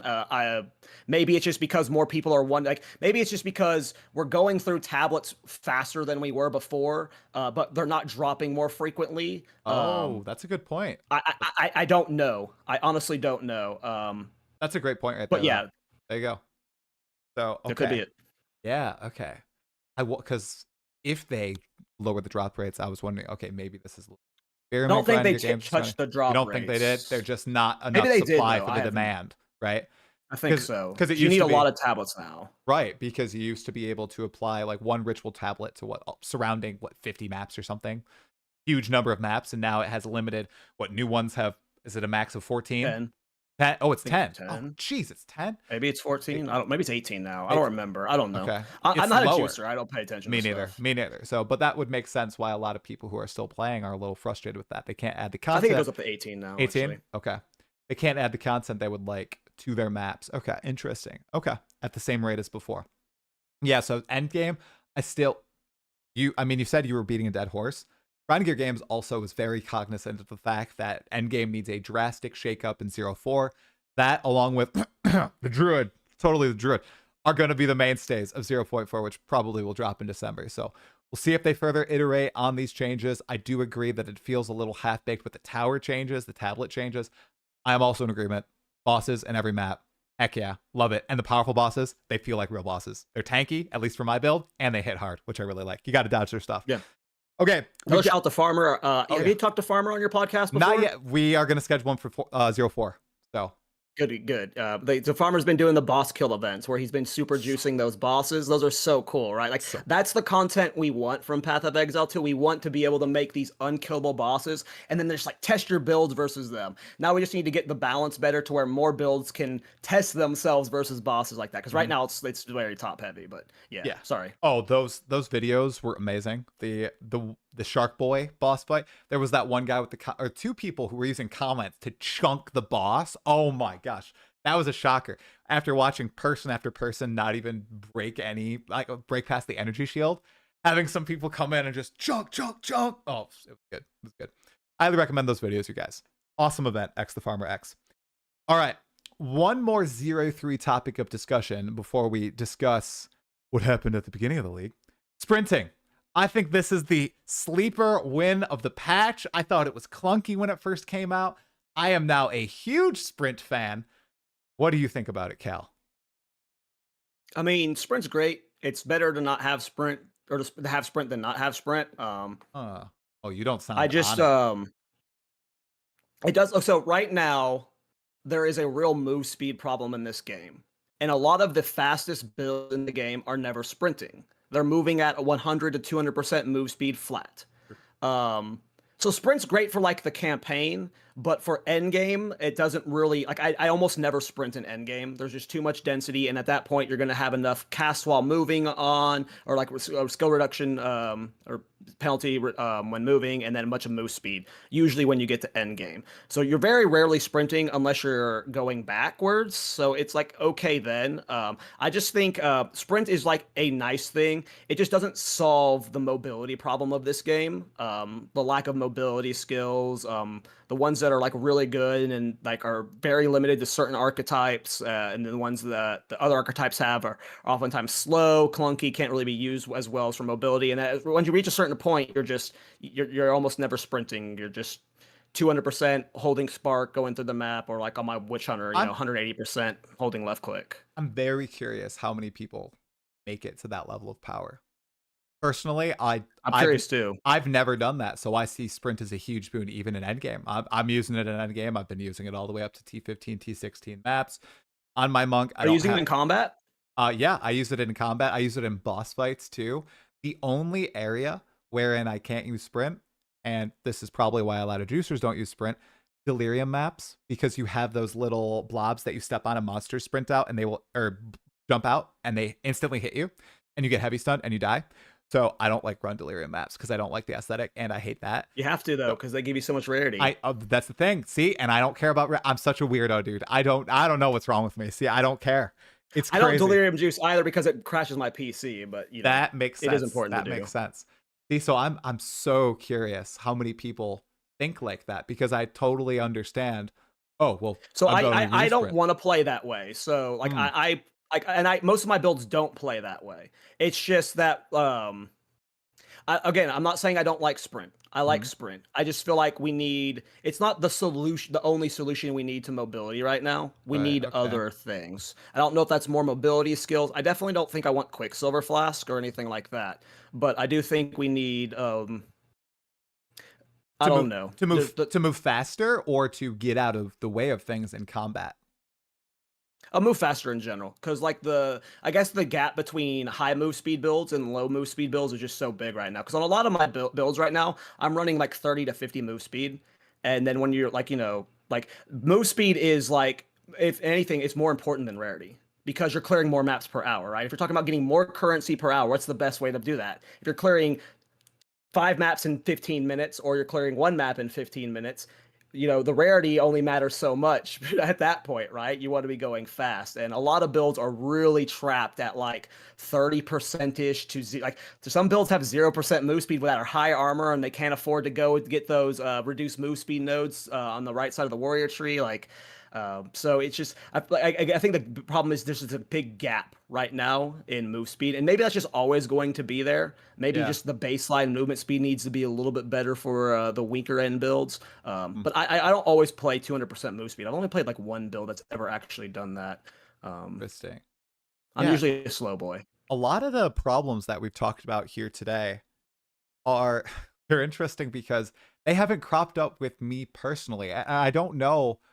I think maybe I'm in the minority. I honestly do not know. The rarity issue, I don't care. The movement speed issue, I don't care. But so many people do, because it widens that gap between the powerful and the weak, right? And if you are participating in this game's like basically competition, which is the trade economy and making the most powerful builds, the largest number of powerful builds, right? The fastest. Like, you need to scale those two things. I'm interested to see how Grind Gear Games is going to address this. I wonder if, just like you said, the best idea for rarity would just be to remove it from gear. You wouldn't need to worry about it. Maybe for movement speed, it's just lowering the ability for people to get to that top end that they can right now. But in a sense, would that also kind of inhibit people's creativity and the want to do that? Because there's obviously a lot of people who want to reach that apex of power. Like, for example, Kal, does that feel good when you get to 200% movement speed, or like when you're using skills that are it's a completely different game. It's a different game. So interesting. Completely different game. Like, my whole mentality has shifted lately once I've started playing. Like, once I played my Bulletstorm build, I completely saw the other side of the coin. Like, I was used to talk only like you, and I do want to go back to what you said about like what percentage of the player base plays like you versus plays like the seducers. I don't know which one is more popular, because there's a silent minority out there, right? Someone like Fubgun would not get as many majority. Yes, someone like Fubgun doesn't get as many views on his videos if they're not popular builds, right? But then you have creators like me who do weird, slow, 0% rarity Thorns builds who, you know, can you get some success in the space, you know. There's definitely a demand for both, and I constantly see people who do not care about rarity on their gear, but I very frequently see people on the other side, which is, I want more movement speed. This is too slow. This is not enough rarity. Like, that is a comment that I get more than the cheering on the builds, in my opinion. Right. I feel like, at least from the vocal side of things, there is more demand for wanting to be as powerful as humanly possible, and it does matter. It matters a lot to some people. It does, yeah. And by the way, people saying I've played for 10 hours. I played 10 hours day one. What are you guys talking about? What is this slander I'm receiving? Come on. I played like 100 hours, you know? It's pretty good. Pretty good for me. Okay. Kal, was there anything else in 0.30 that you wanted to, or 0.3 overall, that you wanted to touch on? Anything that we might have missed that changed up the game? I don't think so. I think we covered that whole topic. Okay, we hit most of them. I think it's almost, for you, it seems almost like a draw. Trade, W. Balance, L. Campaign, W. End game, kind of like a middling, you know? And then sprint, I mean, you know, I think the foundation of this game has gotten a lot more solid. I think this is like, I think we've now like the game is a lot more parallel with PoE 1, and that's good. It just depends on where they go from here. Or do they want to pivot more towards PoE 1, which I think it could pivot a little bit closer to PoE 1, or do they think this is like a little bit too close to PoE 1, or are they just going to keep it going from here? I think there was a lot of downsides with this patch. We didn't talk about this, I guess, so I'll talk about this now. I don't know what clip I'm sending you yet for the feedback video for 0.4, but it might be about performance. The biggest problem with this patch across the board has been performance. Crashes, it has been like the worst thing on this patch by far. So if anything was to be like, if anything got scrapped in 0.4, I'm okay with it. If Druid didn't come in 0.4 because they were like, we have to focus on performance instead, okay, do that. Like, the performance of this patch was just absolutely like F tier. It was really bad. And it still is bad till like right now, even after all the updates, it's still bad. Yeah, they've been fixing crashes and everything, but major FPS drops, people unable to play on consoles, crashes still occurring. That's my number one issue with this patch, 100%, and I think many people agree. And that's something that I've seen oft repeated in comments all the way up to my most recent video. People are saying, yeah, I was loving the patch, kept crashing, kept getting FPS drops when I touched into Abyss. I quit. I was loving it. I quit. Lots of people probably would have played, and they're just experiencing all these issues. And you know what is really unfortunate? I think that Path of Exile 2 is, breaking pretty well into the console market, but I bet consoles are the most affected by these issues, especially once people reach the end game and everything. And if they experience performance like that, I don't know if they'll return. I've seen several videos like Xbox or PS5 endgame performance and just like an over on Abyss map. Oh my gosh, man. Not even juiced. And it's Yeah. ugly. It's ugly. So yeah. It's a comment I get frequent that's like, Yep. I tried this build on console and I can't play it. It's unplayable. It's too laggy. And then there are some people who do So not have any issues, and I am shocked. I it feel like depends on the build. I feel like I have a NASA PC and I got the issues. It's crazy. Maybe it's because I'm playing in 4K. I have a middle of the road PC. I crashed like I want to say like especially in the last patches, like I wasn't able to play for an hour or two like without a crash. Yeah. Like that's why all my streams were always short. Like I would say I'm streaming until the next crash, guys. And then That's a dangerous game. Sometimes I would stream for 2 hours, sometimes I would stream for 6. So Right, but right. it's been that it's that bad. Like I was kind of joking there, but this patch has been like unplayably bad because of like crashes and stuff. Oh yeah, top of the list. Top of the list. Hopefully they address it because that's actually something. Yes, they've been addressing it in the patch notes. Man, given the sheer volume of the outcries about it, I thought they would have gone head on and talked about it to the community, right? And maybe done some sort of, like you were saying, it depends a lot on the build, some mass gathering of like people's data to try to figure it out. Because I know on site they've talked about doing testing with all different sorts of graphics cards and CPUs and configurations. I just feel like for PoE 2, which was originally pitched as being actually a performance improvement over PoE 1 with the engine optimizations they were making to the existing engine, that has crashed and burned a few leagues in, unfortunately.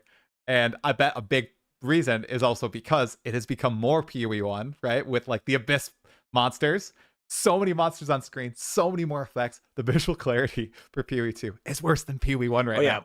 That's what like it's one of the like there's 3 topics I've written down to send you a video about, and visual clarity is one of them. Like the visual clarity is just absolutely bottom tier. Like there are just like when you get into dense simulacrum maps or delirium maps, it is just you have to have unkillable builds because you are inevitably getting killed by something that you can't see. Right. It's bad. Right. That's just don't run delirium. Be strong. Come on, protest. No delirium, gang. Right. That's me. I'm on it, man. I hope they remove that gray fog. Man, I probably would run it. I would love a setting to turn it off. Setting to turn it off, or maybe just have like little wisps, like little clouds. You don't need the entire area in fog. You just have little clouds. The game's so beautiful. Let it shine. Let it shine. I hate the cloud. I hate it. It's gotta go. One day it might fade away. We'll have to see. But someone who won't fade away, Cal. Wow, look at this segue. Holy crap. So, Cal. Wow. I know, right?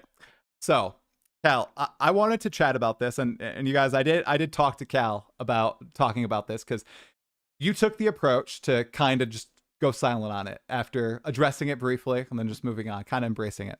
Obviously, there was a little bit of a crash out at the beginning of the league. The whole tourist thing, okay? It has spawned, in my opinion, one of the most prominent memes I've ever seen in the Path of Exile community.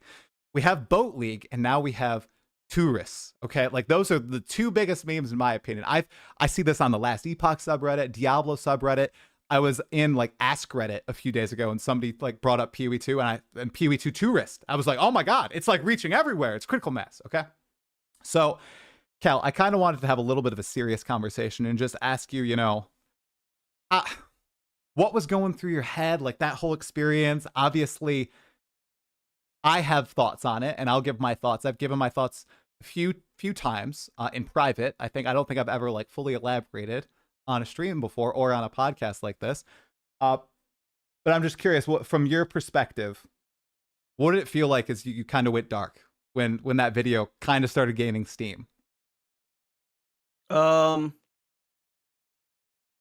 So it sucked for a lot of reasons, obviously. Like, and I just want to make before I'm not trying to make this into a pity party or anything like that. I swatted the hornet's nest. I got everything that happened. I deserved for sure. So like there was just for the first few days I was I've told you this before. I like to moderate my community just for like the mental health of my viewers. Like sometimes people just post really nasty things, and I don't have mods, so I delete all the comments just to do that.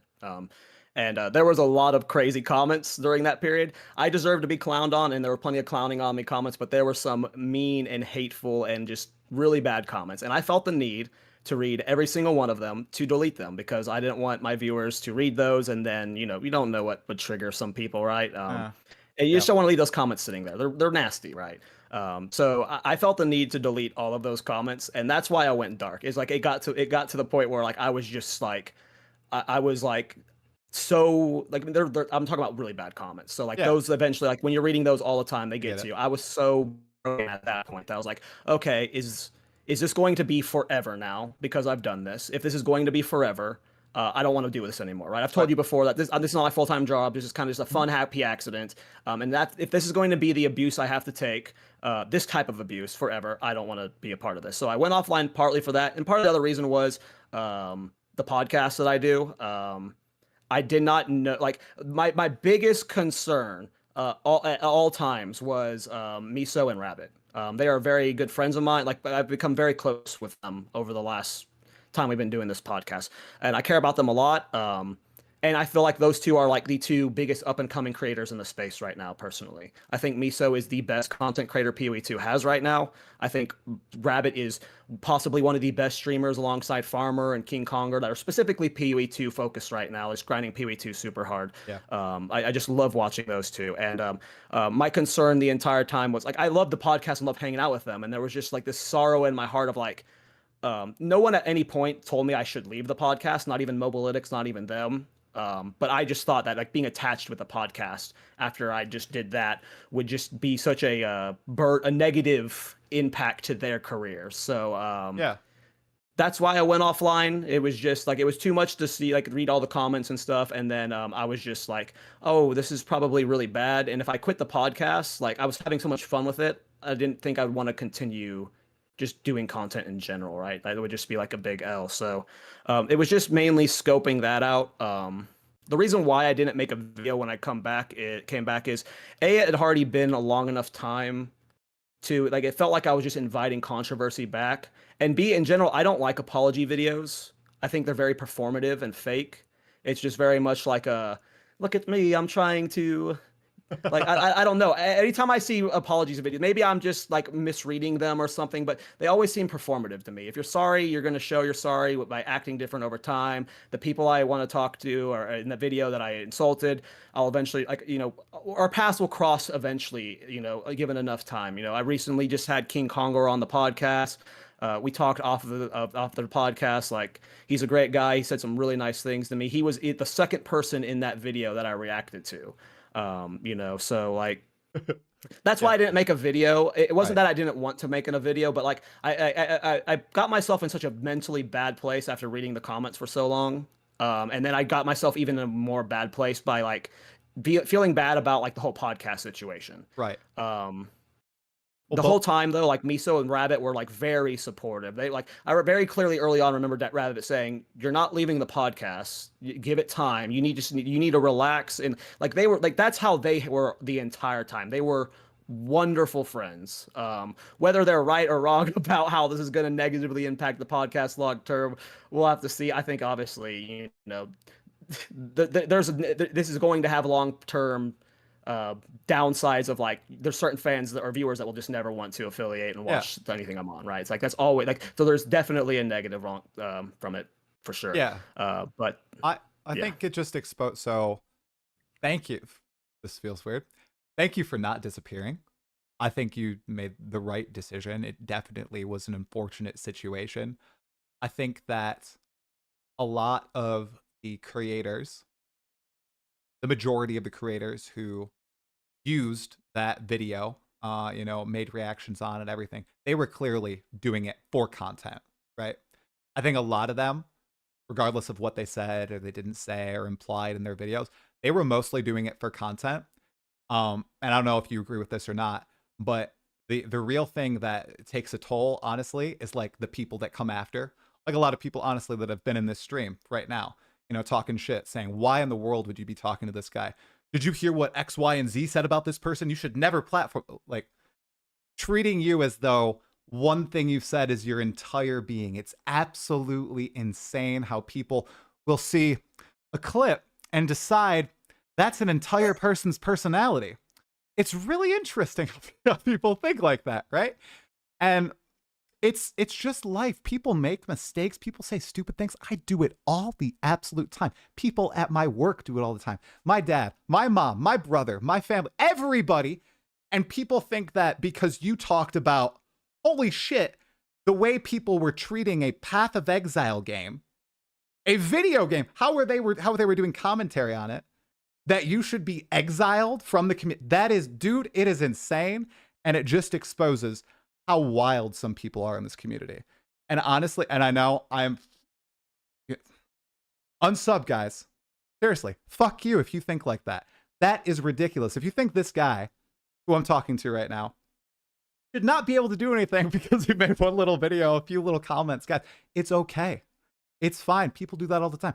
I'm going to do it. You're going to do it. Chill out about it. Seriously. I thought you handled it great. You came back. You didn't make the apology video. I totally agree about those. They are performative. You instead put on a very intentional performance. You embraced the meme because, dude, that meme is going to live forevermore, okay? And I think it's going to blow over. Sure, there might be the negative impact, those viewers who won't watch you because of that little clip. But I think a lot more people respect you for embracing it and moving past it, because a lot of people would have just quit. They would have just completely quit and gone dark and never come back. But props to you, dude. Seriously. And Miso, Dead Rabbit, anybody who's like reached out and talked to you, props to them as well. Really appreciate it. I thought Balor Mage too. I know he participated in the clowning. He even made a react on it. But I thought he had the best take. He was just like, sure. He said something fucking stupid. Okay, let's go. Let's move on. Cool. Like, people do that, guys. I don't know, man. It was wild to see because it became the intense. It became the event of the league. It was deserved. So I want to. There's a few things I want to say. First, thanks. Yeah. I mean, you were a good friend. Jorgen, he said some really nice things to me. Arrow Gaming. Arrow was really, really nice. He was the one that like messaged me initially after the first day or two after the video came out. Like he messaged me about it. He's like, hey, I know who you are and what your message normally is, and I get what the message you were trying to say in this video, but this is the worst way you could have said it. I know, like he sent me a really nice video, and it was when he messaged me and we talked about it. It was when he messaged me. I hadn't watched the video for 2 days. When I made that video, I was like in a crazy, like I was, right. I'm not making excuses. And look, I'm about to go on a weird rant here, but I went rewatched the video, and at the end of the video, when I think I said fuck everyone at the front of this video, like that's not how I really feel. Like I felt like so bad. I like King Kong, or I like everyone really at the front of most of the people at the front of that video. And the people I don't like, I don't hate or anything, but like the whole tone of that video was awful, and it was very disrespectful. It didn't matter what word I used. It could have been tourist. It could have been anything. It was a very disrespectful tone, and that's why people are so offended. I do agree that, like, you know, you have parasocial viewers. You friend their favorite streamer, they go nuts, right? I didn't watch any of the reactions from anybody. I couldn't watch the original video. So how am I going to watch some like streamer psychoanalyze me and roast me for 4 hours when I can't even watch the original video? I said a lot of goofball shit. There's some stuff I stand by in that video. I stand by a lot of the emotions and frustrations I felt. But I said some goofball ass shit. Like I think I called Zizarin a boomer. I think I'm older than him. I think I called Jung a clown. Like that was just ridiculous. I said I think this game's on a path of building game. Like I was clearly just crashing out and just in a really awful mood, and I was lacking a lot of sleep. I deserved. Go ahead. I was just going to say, you know, since we're chatting about it, and I hope everybody watching is going to be respectful in the comments. Like I said before, we say dumb crap all the time. Like even, it's shocking how people will like take a few things that you say and like I said, turn it into your entire personality, your entire brand.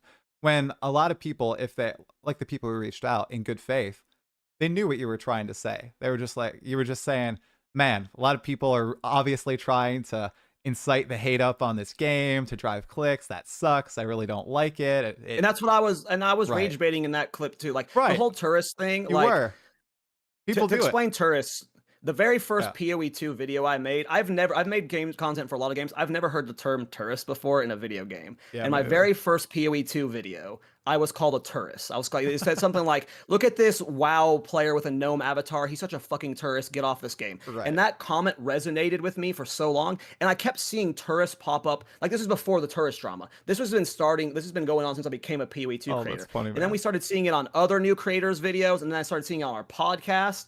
That entire time, I'm just saying tourist means nothing. That's why it's so easy to embrace this meme. It's like, oh, I'm the tourist guy. Like what does tourist mean? It Right. means nothing. I was like, I obviously in that video, my tone did not leave any room for joking. But Mm, when I'm in my head, when I'm calling people tourists, I'm really just trying to trigger those people mhm. who call me tourists. Right. I have at no point thought any creator would think that I'm being serious, but when you watch that video, obviously I left no room at all for you to think I am being serious. But like that's why it's such an easy meme to come back from and Yeah. embrace. Like if I'm the tourist guy, like Huh? people have done way more embarrassing things. There have been way more and horrible crash outs on the internet. And I'm just talking about the internet. Look at the world around you. Like Yes. yes, I made an ass of myself, absolutely, and I feel like shit about it. I'm sure there's going to be people who hate me forever. That's fine. Like I can't walk it back. Hopefully, in time, that I can show that. Really, I just wanting to spread the joy of this game and the build making process. I like showing off fun builds to people, and a lot of portions in that video I come off as gatekeepy, and it's Mm, really cringe and stuff. And that's never been a message I've wanted to send.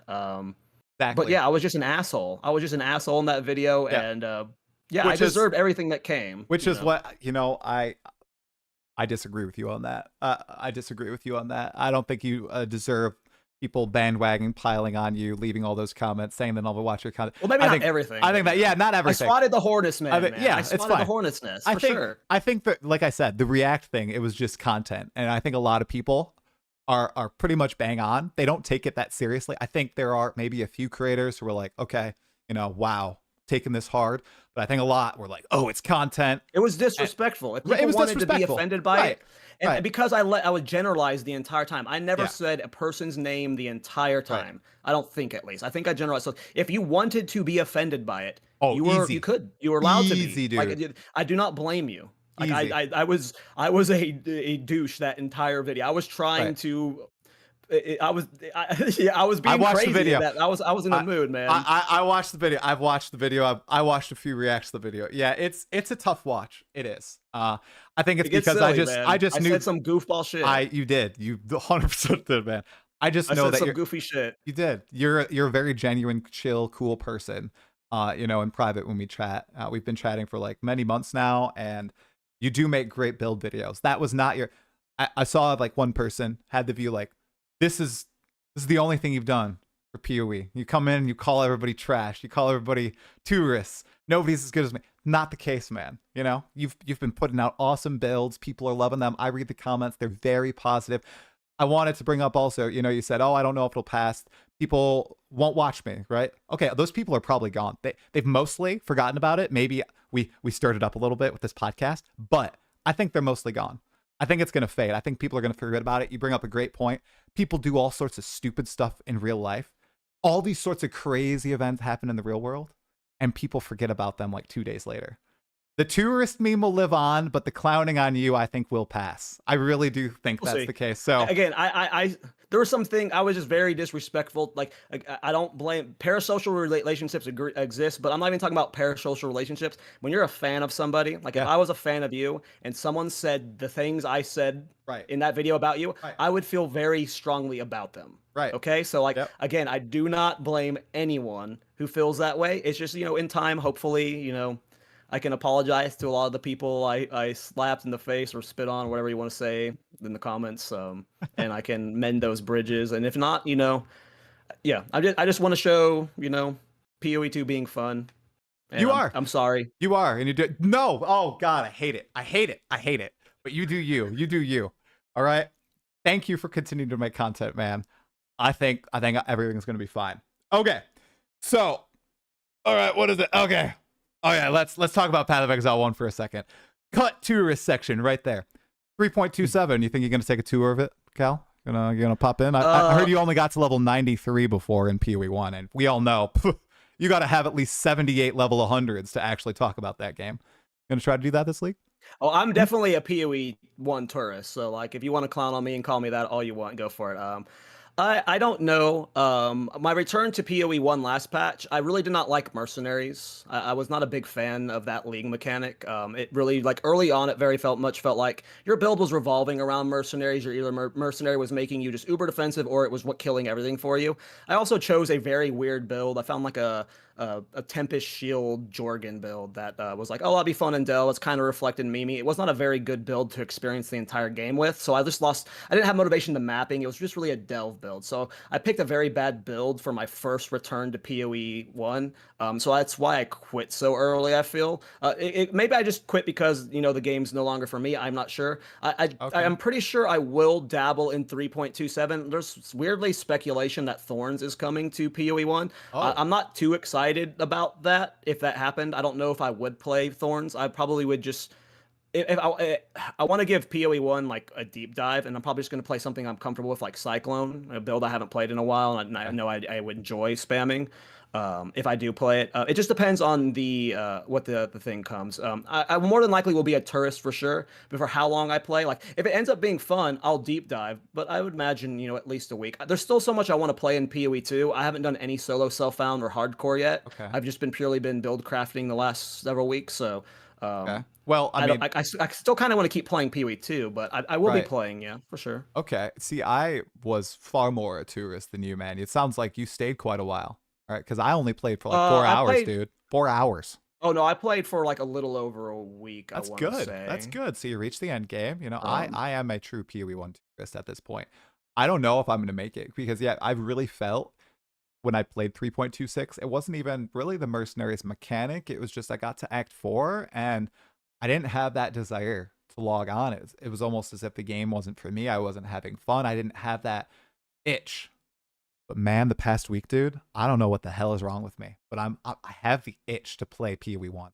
I don't know why. I haven't played. Saving it all up for Halloween night after trick-or-treating. But I really want to play for some reason. I don't know if it's all in my head, like I'm seeking nostalgia. I logged into Neverwinter Nights 1, which is a game from my childhood, and I played it for a few hours at 2 a.m. one night randomly. I think my brain is it's on something. I need to seek games from my past and play them. And PoE 1 is one of those things right now almost. So oh, I mean, we'll have to see what's coming. Like all the quality of life changes look great. I mean, async right? trade coming to the game alone makes. I'm a trade Andy, so that would be a huge. I don't think that's been hard confirmed yet. We've had teasers via UIs and stuff. Yeah, It's I don't coming. know. The gameplay feel is just completely different, right? Like if you It prefer is. the feel of one or the other, you're always going to have a little bit of an off feeling when playing it. But yeah, you have the itch to play PoE 1 again because it's a good game, I know. and it's always exciting. It's never I not know. going to be exciting when you're getting the league start announcements. Right, right. They And always put on quite the performance. So they're the Thursday's best gonna be for good. it. Thursday's gonna be good. I'm very excited. I don't know if Ziggy D's flying out or not. I haven't seen any announcements, so maybe it's gonna be an online one. But they've really been hyping up this whole breach thing. So I'm pretty sure they're just gonna do what you hate, Cal, and they're gonna port all the PoE 2 breach assets into PoE 1. They're gonna totally do that. Because none of them exist in PoE 1 right now. So it would be new for Path of Exile 1. We'll have to see. Yeah, Don't they 100%. make assets for both games now? Like whenever they have They something like do. an asset, they Yep. intentionally make it for both games. So. Yeah, definitely. Okay. Any closing thoughts about PoE 1, PoE 2, 0.4, anything else, man? We have gone for an hour and a half. Jeez. Wow. Okay. That's crazy. I need to turn on my air conditioner. Um, Closing thoughts. Yeah, I'm excited for 0.4. I think the foundation of the game is good. I think 0.4 is like going to be a very important milestone for this patch, or for this game, for the like at least the future of it, I hope. The end game is by far the worst part of this game. Like it is like everything else is starting to get more and more polished, but the end game and the end game balance needs a lot of love. And I really hope that this patch is just, yeah, I really hope they do a lot with it. I'm a Delve fan. Like I said in 3.26, all I did was Delve. It was my first time playing Delve, and I was just absorbed by it. And if we got Delve in PoE 2, I mean, that I would love it. I love that kind of challenge of just kind of this like endless difficulty where you have to scale both defenses and offenses, and it's a good benchmark for your build league to league. Like in this league, this build got depth 2000, but in this league, it was able to get 2400. And with the Right. nerfs in this league, it hit 1800. Like that's the kind of stuff I like as a build maker. And Yeah, I really hope we get Delve in 0.4. That would be a hefty drop if they put Delve into the game. That'd be crazy, but it would be very end game focused. It would be the ultimate end game drop, right? Because of the infinite scaling, like you mentioned. So we'll have to see if those data mines are right, man. And I really appreciate you doing this pod with me, dude. You said you were nervous at the start. An hour and a half just flew by like nothing. So I hope it flew by for you. It flew by for me. So Yeah, it flew a good by. time, man. I always like chatting with you, man. Okay. Yeah, of course. All right. Well, dude, I know you said you wanted me to remind you to mention it. You already did. Do it again. Path to Exile podcast. I think there's one tomorrow. Yeah, so I do a podcast. It's a weekly show with Miso Shiro and Dead Rabbit. We are a Mobalytics podcast. We're all Mobalytics creators. And tomorrow we're gonna have Farmer on the podcast. But yeah, weekly podcast. And yeah, I mean it's Dead Rabbit and Miso Shiro. So just they're awesome. So come hang out with them. I also just make my own YouTube videos. So come subscribe to my YouTube channel. If you want to support me, the best way to do that is I'm an indie game developer. Tomorrow I am releasing an HD patch for my horror game. So if you're looking for something to kill time on between 3.7, waste an hour or two of your life. If you've played Exit 8, it's an anomaly hunt memory style horror game, except this one's got like a lot more jump scares. So you'll get scared a few times. It's $4 and it'll be on the Steam October Scream Fest on discount for 33%. So if you don't want to spend $4 for it, I think it'll be like $2.99 soon or something. Nice sale. Yeah, that's the best way to support me is, buy my game. Excellent. Okay, Kal, thank you so much for hopping on the pod.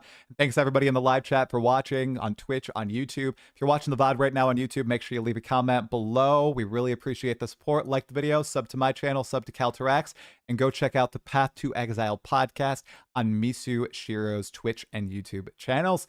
Have a wonderful night, everyone. Yep, we're sending hearts your way. If you're on Spotify, give it 5 stars. Okay? See ya. Bye-bye. All right, Kal, thank you so much, man. That was very chill. Appreciate it. Yeah, I think that went fine. I don't have the chat open, and I don't know if I'm going to read. You let me know if the comments are safe to read on the YouTube video. Oh, okay. I'll let you know. No, there was one guy that I had to ban because he was being insane. So, just a viewer from another creator who does not like me very much coming in and trying to stir some drama up. So, got insta banned from YouTube and Twitch. So that's it, man. That was great. Everybody really appreciated the chat. I think the thing that a lot of us are in agreement with, man, and it's not in the pod anymore, so nobody's going to see this besides the live chat people. I know you are apologizing so much, dude. I think you already killed it, and you don't need to do that anymore. I think, like I said, people just make mistakes. I know you feel the need to do it because I do the same thing. I say I'm sorry when I do something. The reason wrong. I apologize is because you never know how I'm not on everywhere. You have such a bigger audience and stuff. Like this might be the first time they've seen me since that moment. So it will. But I swear, man, it's just so in the moment, like I was like, okay, people are just, they're lacking content. They're making content. But just the way that like people kind of latched onto it and the way when I saw somebody was like legitimately angry, I was like, are you kidding me, dude? Like you think this guy, I mean, Kal, you're talking about a game. It was like an opinion about some creators. And you brought up a great point about people very parasocial. They might have attached what, you were crashing out about with certain creators and they love those creators. And it's like, you're attacking my brother or my mom or my lover, right? So they'll like go crazy on that. Because honestly, the creators I see, they were just like laughing and everything. They made content out of it. But the few people I saw in my comments, I was like, shit, you're crazy. You are you are crazy, man. So, it's like when I'm telling you the comments were intense, like take that plus add, really volatile stuff. Like, and it was like every hour one of those would pop up. And then by the end of day 3, I was just like curled up on the couch with my mom watching a movie. Just like, there you go. I needed to be with my mom, because it was just like, it was so mentally draining. Like I can handle the clowning, I could put the clown makeup on my face, but like when you're being hateful. And as you've seen, like some people, they are very upset over it. And there was creators I know that were like reacting to videos months after it had come out. Like there are some people really fetishize drama. Like there are people who have seen this video and so many times, have seen the reaction so many times that they know it like a story, and they'll come into my chat and they'll just say something from it, and like I don't know what they're referencing. Bro, it's just like I just remember the last minute. Drama. I just remember the last minute because it's legendary. That Kal, hopefully 5 years from now, after we've been to Exile Con, we've had a drink together, whatever, we can just have the cool emote. It's so good, dude. It's like the elk LFG. It's gonna be legendary. So one day, man. Which about talking about this, the punching? Yeah, the punch. I can't even do it. I haven't seen it that much. I've seen it. I think I've seen it like actually twice, but I can't recite it. But I bet some people, they're like typing up the comment and then they're like doing the motions too. Like it's a little much, man. I can't like, so just to put it into reference, I can't give you the full specifics, but I was so out of it in that video. If you go watch the video, my shirt is inside out. I was in bed, like about to fall asleep finally and I was like at 28 hours of no sleep because of a leg injury. Like I was like, I'm not, again, these aren't excuses, but my mental state was just so on the verge of like that was as unhinged and as like no, dude, I get it. My shirt's literally inside out. Like I was literally in bed. Someone linked me that video. I watched 2 minutes and I was like, I have to react to this. That fucking pulled myself out of bed. I don't even remember taking the thumbnail. Like, it is just an awful video. It was as silly as it could be. It's fine. And yeah, that can't be real. There's creators reacting to it 2 months later. Holy shit. Oh my god, man! I can't even. There was a creator that reacted like a little over a month after, and then I was watching like another popular streamer. Like I was looking through his VOD for like strategies when he was playing, and he was watching another reaction. Like it was like 5 or 6 weeks after. I was like, oh my god, this is still going. Oh, that's crazy. It's still watching it. 0.4 Druid's gonna come out. Everybody's gonna be on that train. Don't even. I'm gonna play your Thorns Druid build, okay, bro? Because I don't know if you've seen. I don't know if you've been watching, but I'm a Minion fan now, dude. I tried Minions. Minions are fun. Oh, they're fun. They're fun, man. I like the little scorpions. They jump at people now. Oh, they're good. They're good. Big fan. Oh, Unearth, yeah. Unearth is like my scale. So really love that. So I'm gonna try to make a whole build about it myself. So we'll see how that works, or if I crash and burn in game, because I've only played them in the campaign. So okay, man. Thank you so much. I'll let you get to it. I know you have a pod tomorrow. I'll be tuning in. I hope it goes well. Sounds like you're going to learn a lot about why the tablet prices are skyrocketing. Yeah. All right. Farmer is very educational, so 100%. See you, man. All right, see you, Cal. Have a good night, dude. Bye-bye. All right, chat. Oh, that was fun. What did you guys think? W or L? Win pod, L pod. Only had to ban one person. That's it. Darn, someone trying to stir shit for no reason. He's a good dude. Yeah. Only tourists are gonna play Druid. Now, Eric, you listen up, man. 80% of the player base is going to be playing Druid. Adjeds, we just finished the pod, Adjeds. I'm sorry. The VOD will be up on my YouTube channel after the stream. Just got overblown. Oh, I agree with some. It's just the way that he said it, Ultra Turk. Because he's right. Like he said, "Oh no, who the hell clipped? Who clipped? What's the clip from this pod? Somebody clipped something. Oh no, how can I see the clip? No more Mr. Nice Try. Thank God. I thought it was going to be a tourist clip. He rocked up. It's a W. I seriously, I was lagging while you guys discussed performance.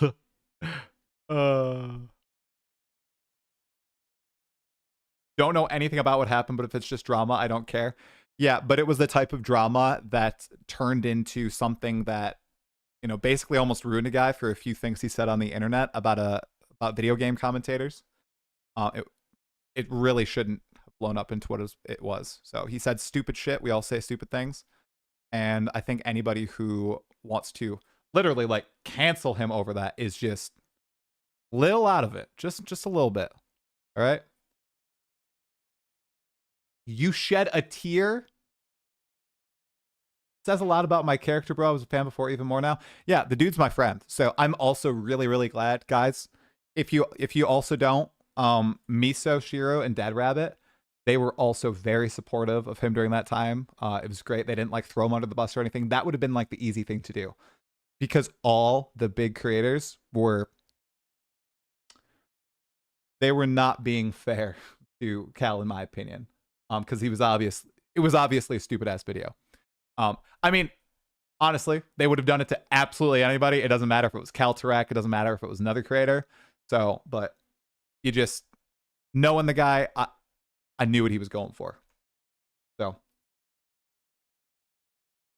saying stupid things is your whole channel. Jazz, you say some very insightful things. I almost did a react to one of your videos a few weeks back, dude. Okay. All right. Let's see. Okay. What are we going to do now, you guys? I try. Hope all's been well. I've been busy, but I've been watching your content. You're doing a great job as a whole. Love recent podcast. Thank you, Lord Zed. Appreciate it, man. Still Sane, Exile. Oh, shoot. Bro, thanks for the 10 gifted subs, Lord Zed. You're dropping in, saying hi, dropping 10 subs. Holy crap. That's the first 10 subs since like the first few weeks of launch of 0.3. Thanks, man. I appreciate it.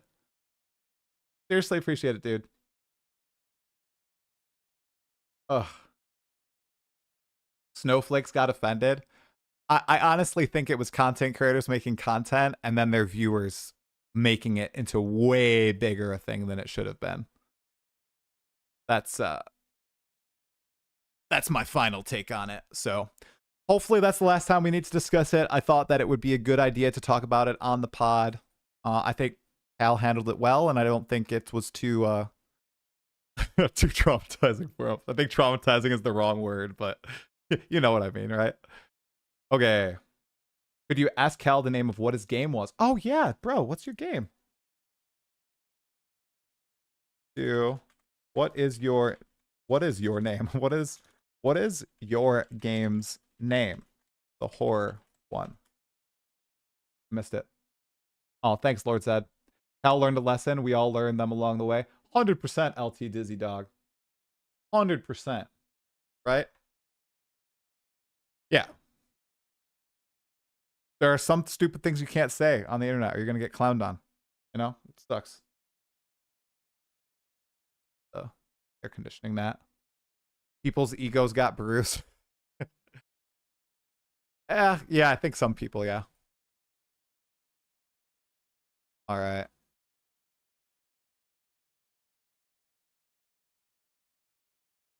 Man.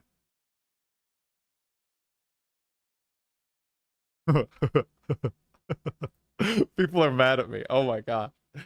Oh man. Oh man. Oh, leaning into the drama sometimes. I mean, am I the worst thing that has come with PoE 2, guys? Really? Really? Do you think you'd ever try a Reap build? If Druid is not in next patch, I'm playing Reap. Yeah. If Druid gets pushed, I'm going in on Reap. That looks like so much fun.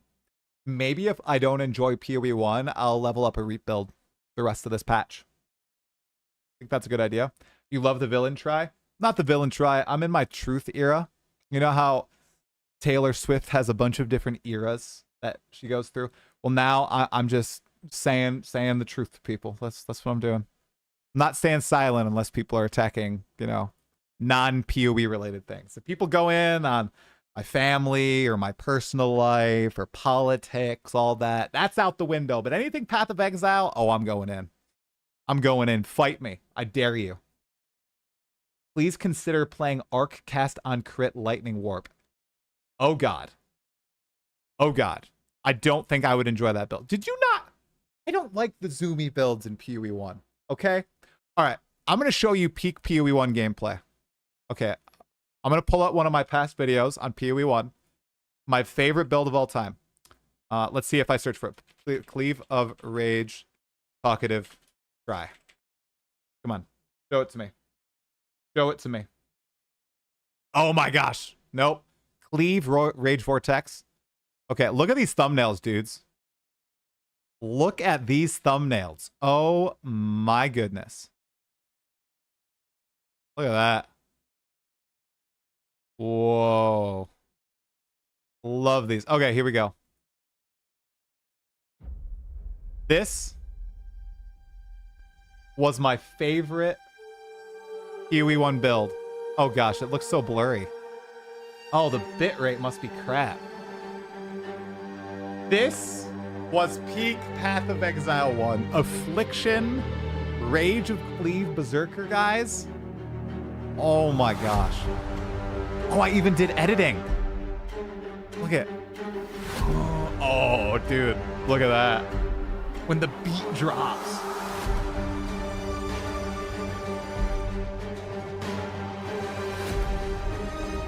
So much fun, guys.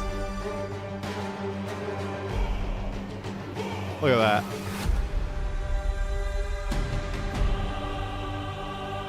Juiced map. I don't even remember making this. Isn't that wild? Oh, hey, young Wadak. What's going on, man?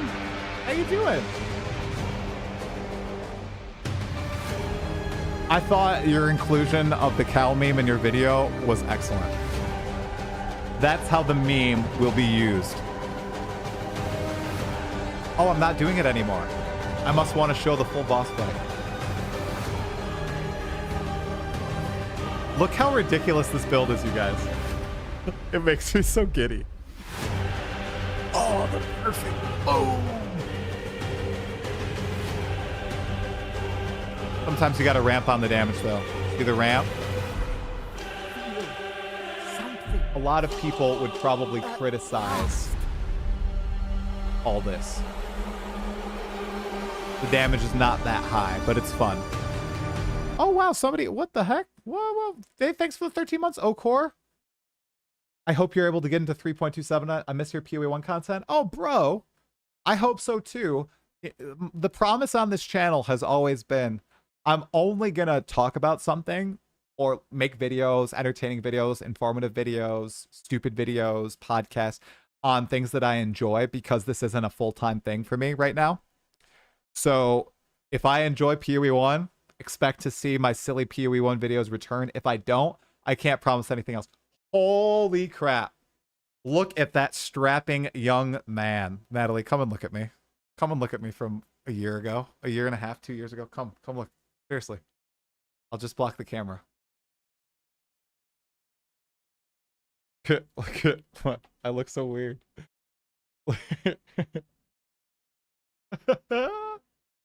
I do.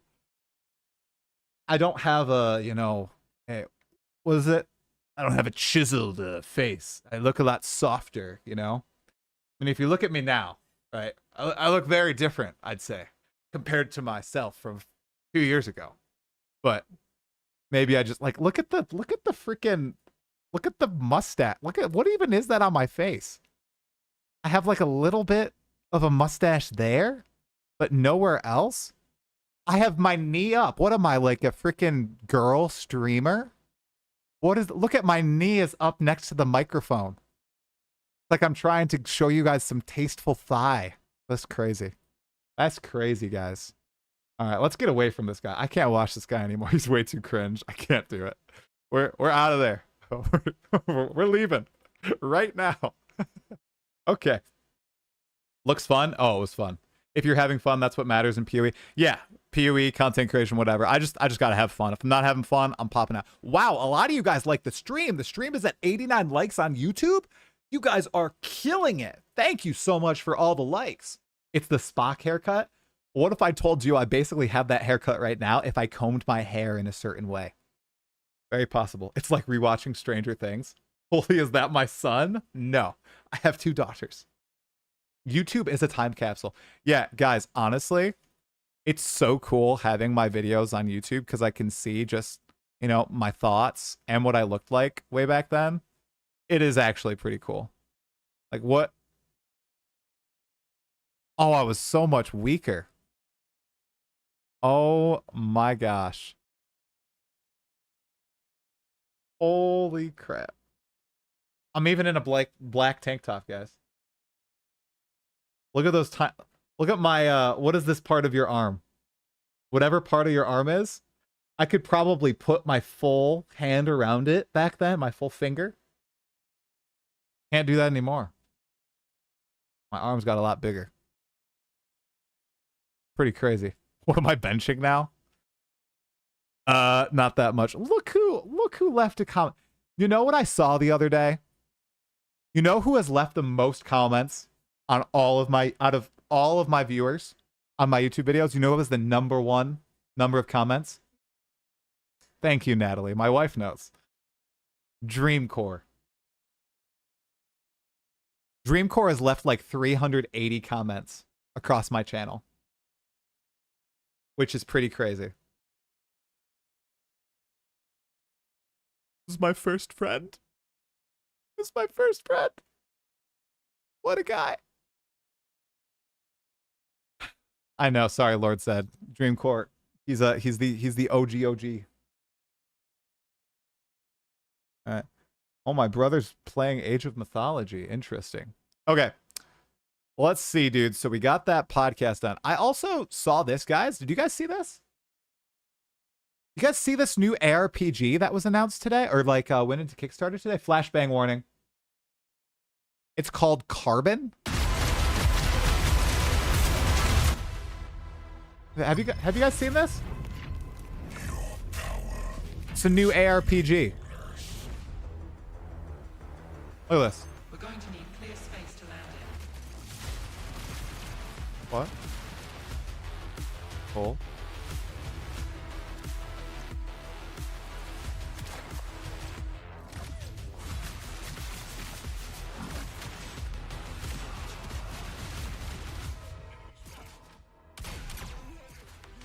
It actually looks pretty sick, you guys.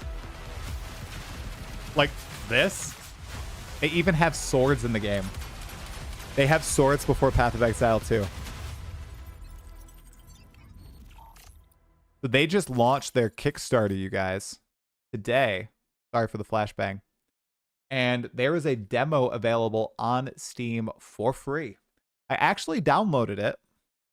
I haven't played it. You played Carbon a few months back. It's excellent. Oh, shoot, Snake Jazz. That's cool. Okay. Very nice. Oh, it looks kind of sick? No, bro. It actually is. It looks pretty awesome. It's $16,000 pledged of the $100,000 goal. That's pretty nice. Hopefully they make it.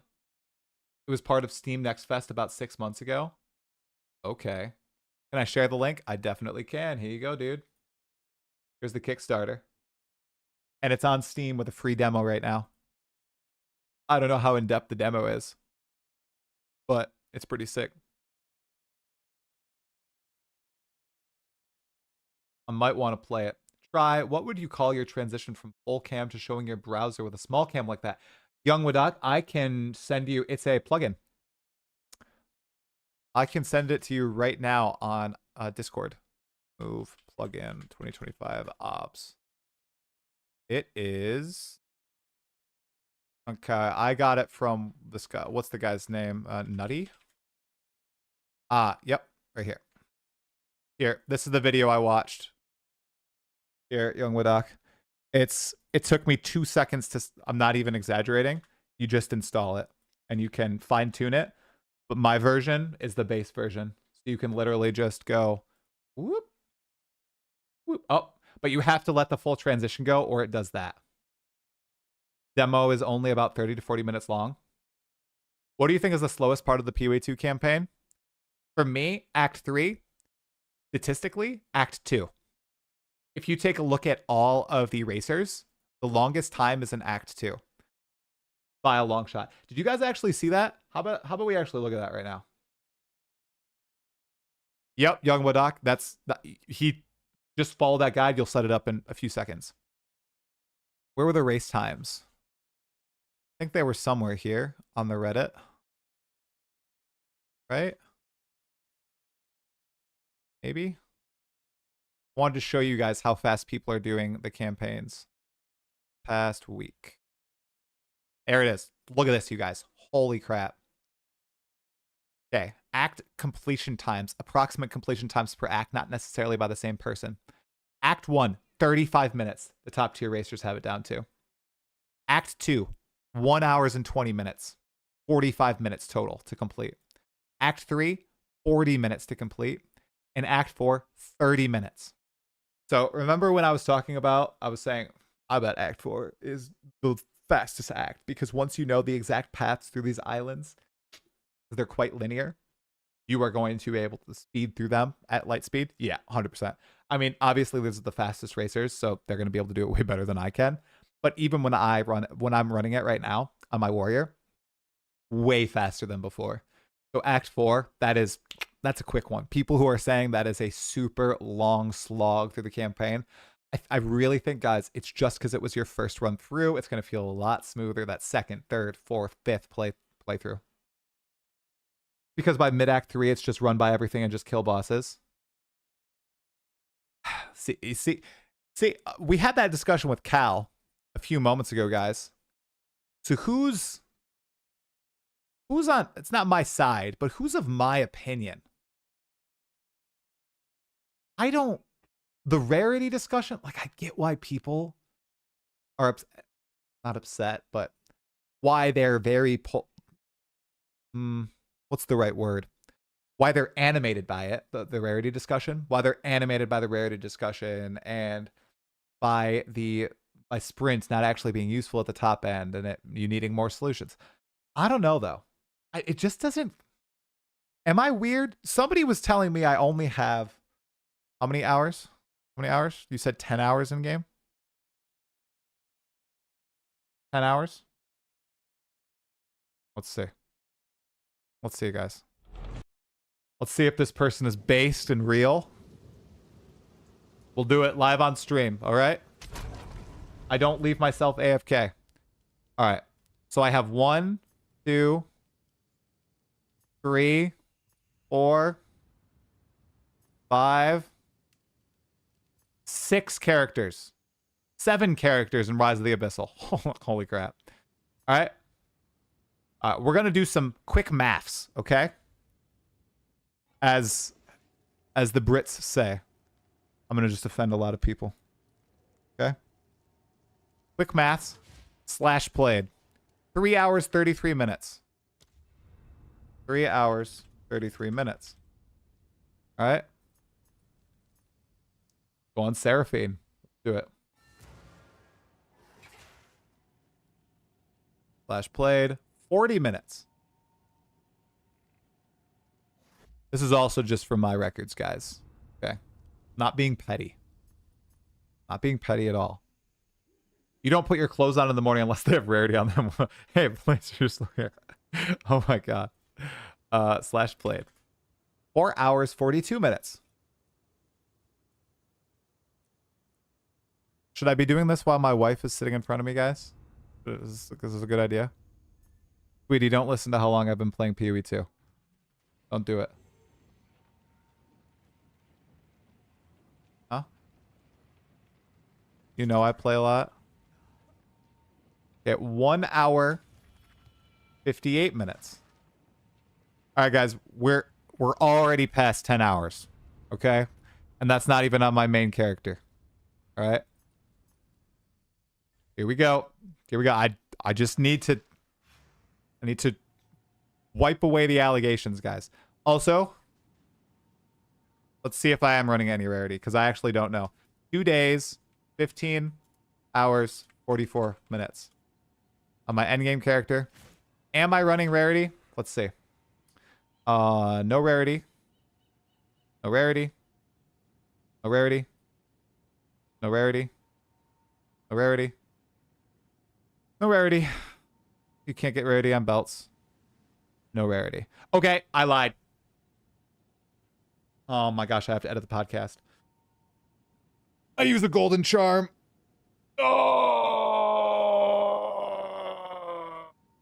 no.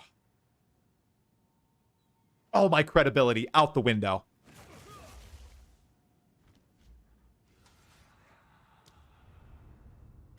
Feel like I know things and I just don't. That character doesn't count. I'm level 3. I was caught. It's true. Truly busted. All right, and my warrior. 6 hours, 37 minutes. 6 hours, 37 minutes.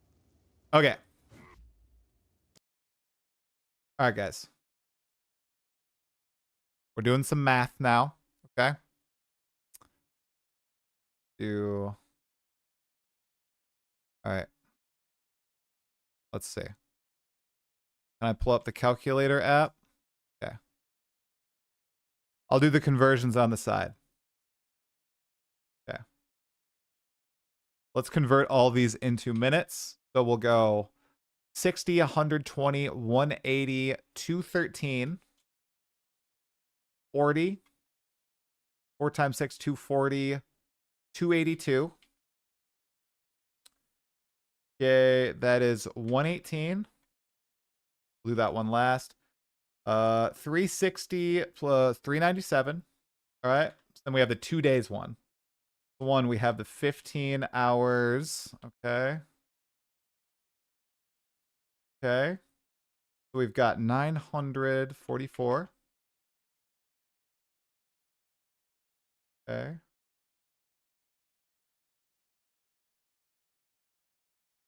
$944 plus 2 days, so 48 times 60. 280, 880. Okay. All right. Here we go. In minutes. We're almost done. Okay. Here we go. I do not have a document. I just did it all just now. All right. 213 plus 40 plus 282 plus 118 plus 944 plus 2880 plus 397 equals 4874 divided by, so 4874 divided by 24, 200.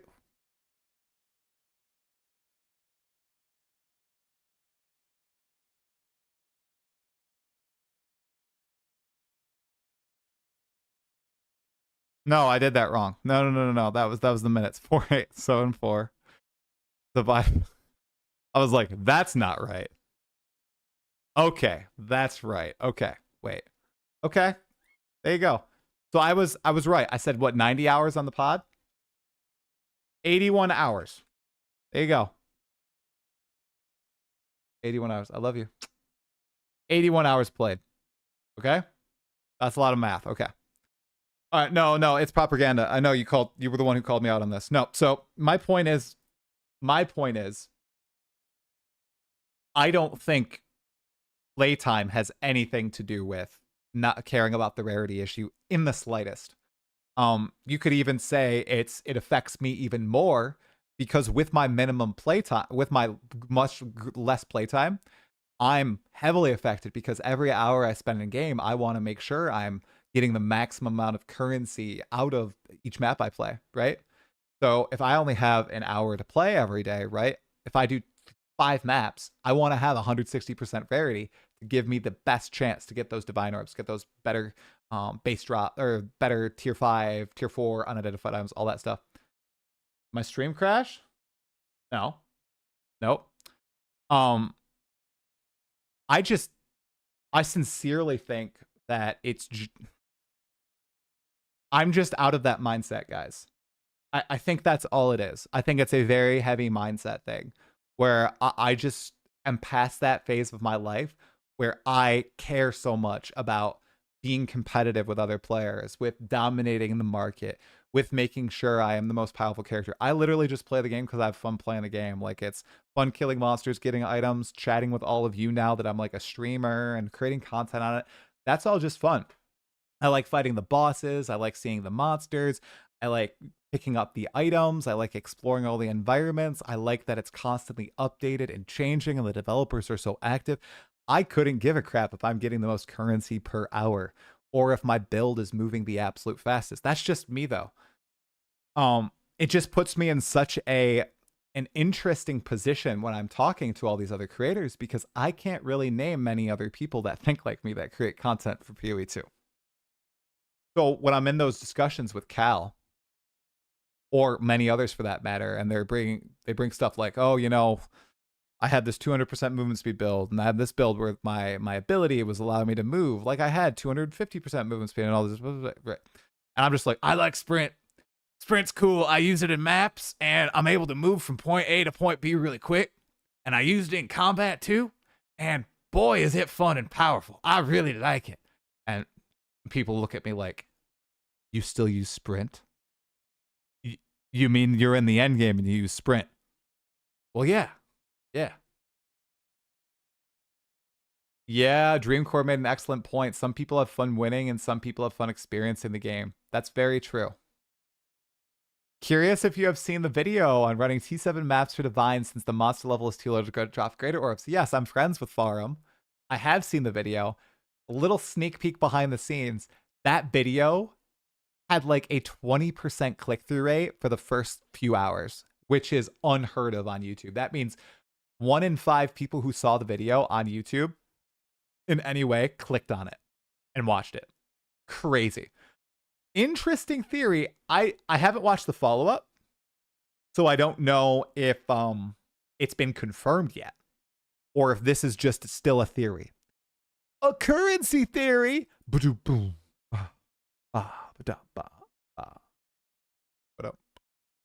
Hey, Michael DeVos, you are late. Unfortunately, the podcast ended a little bit ago, but fret not. I will have it up again at some point, or at some point tonight. Worry not. I'm running high movement speed and sprinting on maps all the time. Honestly, in my opinion, unless you are deep in rarity with good tablets and fully rolled deli maps, one div map, just speed, and you will probably make more than over-focusing on rarity. Same. Oh, guys, should we see if I have ritual tablets and sell them for giga money? Let's do it. I think I have a lot.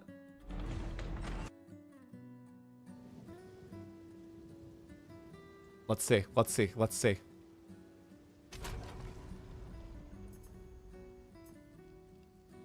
Because I'm not going to juice my maps.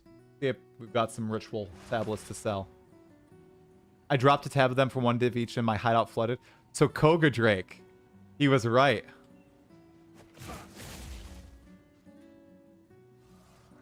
7 to 8%, 5 to 6%. I usually start from like 23 to 25% in the first hour, and then it drops down to about 11% to 14% on my commentary videos. And on podcasts, the first hour is about 8%, and then it drops to 4%, and it stays at 4% the entire time. For example, like here. Here's the podcast for with Dreamcore. Here we're at Dreamcore, Local Hole, and Surgog. Like, look, first hour or first day, 4.5%, and it's probably gonna stay, you know, between 4% and 4.1%. Like, they drop really fast. And if you go to an older podcast, like, you're gonna see that same thing. Reach. See? 3.8% first day. Look at that. Oh, no, I know. It's because they're so long, Blaze. People see them and they're like, I don't want to click on that. I mean, even like if I go to my biggest podcast ever. Okay, which, you know, that's nice. 7.6% day one. It's my interview with Jonathan about how they're changing the way they develop PoE 1 and PoE 2. Like, that click-through rate was 7.6%, which is crazy. If you look at like the one with Asmongold, that one actually had a crazy click-through rate. 7.7% still. Okay? I'm trying to find one that's not with like okay, Rax. Rax is a good example. Here you go. Rax ARPG, not well known outside, probably one of the biggest ARPG streamers, 6.4%. I think that's my best click-through rate one day. And that ended up getting 150,000 views, 49,000 watch hours. Like, this was a huge podcast, but the click-through rate was just abysmal. This guy is flexing as Jonathan. You're darn right, man. No, I'm just kidding.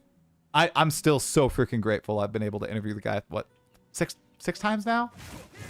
Freaking insane. Like, unbelievable. Okay, anyway. Ritual tab. Let's see. What? 1, 2, 3, 4.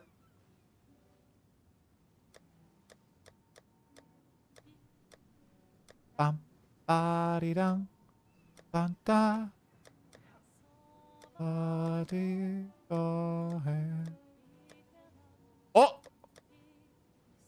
Freedom of faith. I don't know if people care about that anymore. Oh, I got another rich one. Oh, but I rolled it. Dang. Do I have that? What was that one he said was really expensive? It's that one that allows you to shift the grand project. I only have one of those. I'm consistently around like 11%. On podcasts, Connor? By the way, I watched your 030 review today. I thought it was really well done. I'm glad you did it. I know at the beginning you were like, people agree with my takes. Like pretty much, you said something that was so true at the beginning. You were like, pretty much everybody is on the same page with like the big things wrong with the game. Like literally everybody's repeating. So I feel like, dude, GGG does not address this. Like, I feel like they're going to. It's just so obvious. Everybody, literally everyone, content creators, I'd say what, 80% of the community are on board with what the biggest things that need additions or changes in PoE 2 are right now. 4%?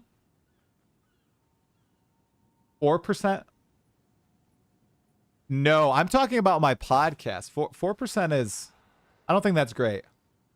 4% once you have an established audience and you're hitting the same people over and over is not great. Like I said, mine are usually 20 to 25% first hour, and then like here, I'll when it's like peak patch time, what they are here, like this one. This is a this is a commentary video. Feel like first 24 hours, 12.3%, and its first hour, I think it was about 19% or something, 19 to 20%. And then it kind of stays steady around there. Like I think there's a big factor on this video because it's like it's like the end of the season. I think a lot of people are very interested in PoE 1 and everything. Also, by the way, I ran a few tests on this one. Everybody was pissed in the comments. They're like, "How dare you use dyes?" So I was like, you know what? I'm gonna run a test. I'm gonna use winds down. Guys, like I'm not gonna use winds down just because it sounds a little less bombastic. If 55% of the watch time goes to dyes, it's just not gonna happen. Yeah. Try, can we see what your most successful videos CTR is? Yes, I know it right off the bat. I believe. I mean, I don't know how to sort by click-through rate, but I'm pretty sure I remember the video. That was my most successful click-through rate video. It died pretty fast, but it was very successful.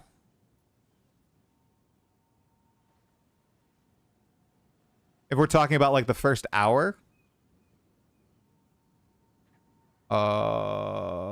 it is right. I'll find it.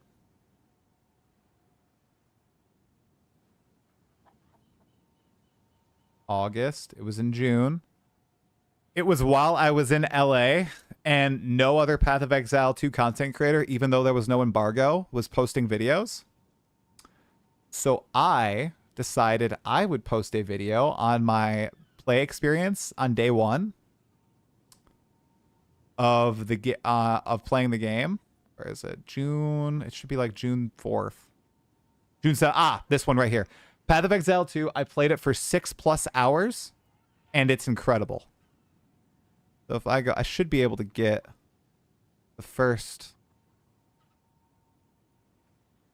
27% click-through rate.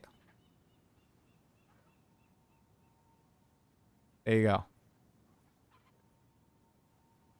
Most successful by views.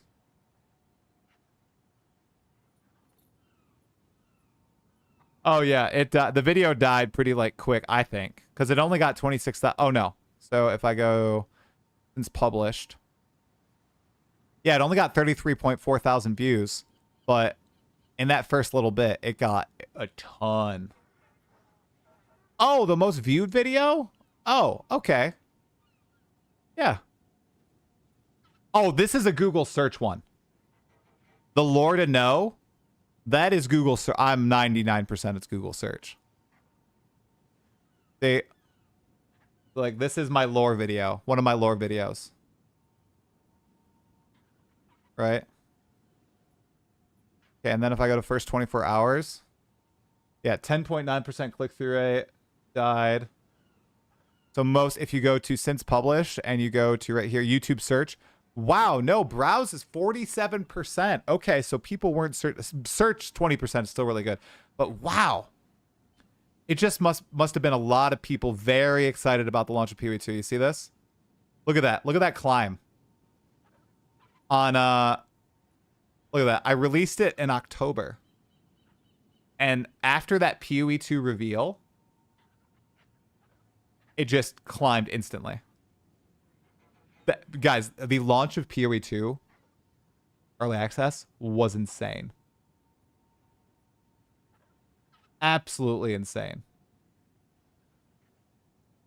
I've never had a video do that. I've had like, it's basically the lore videos that have done that. See this one too, this campaign lore? This is about the same. See, I actually released it on December 1st. And what, like 2 days later? That's crazy. They just climb. I need to continue this series. Look at that retention rate. Absolutely crazy. So, Lizzo released Truth Hurts in 2017. It was the song of the year in 2019. What?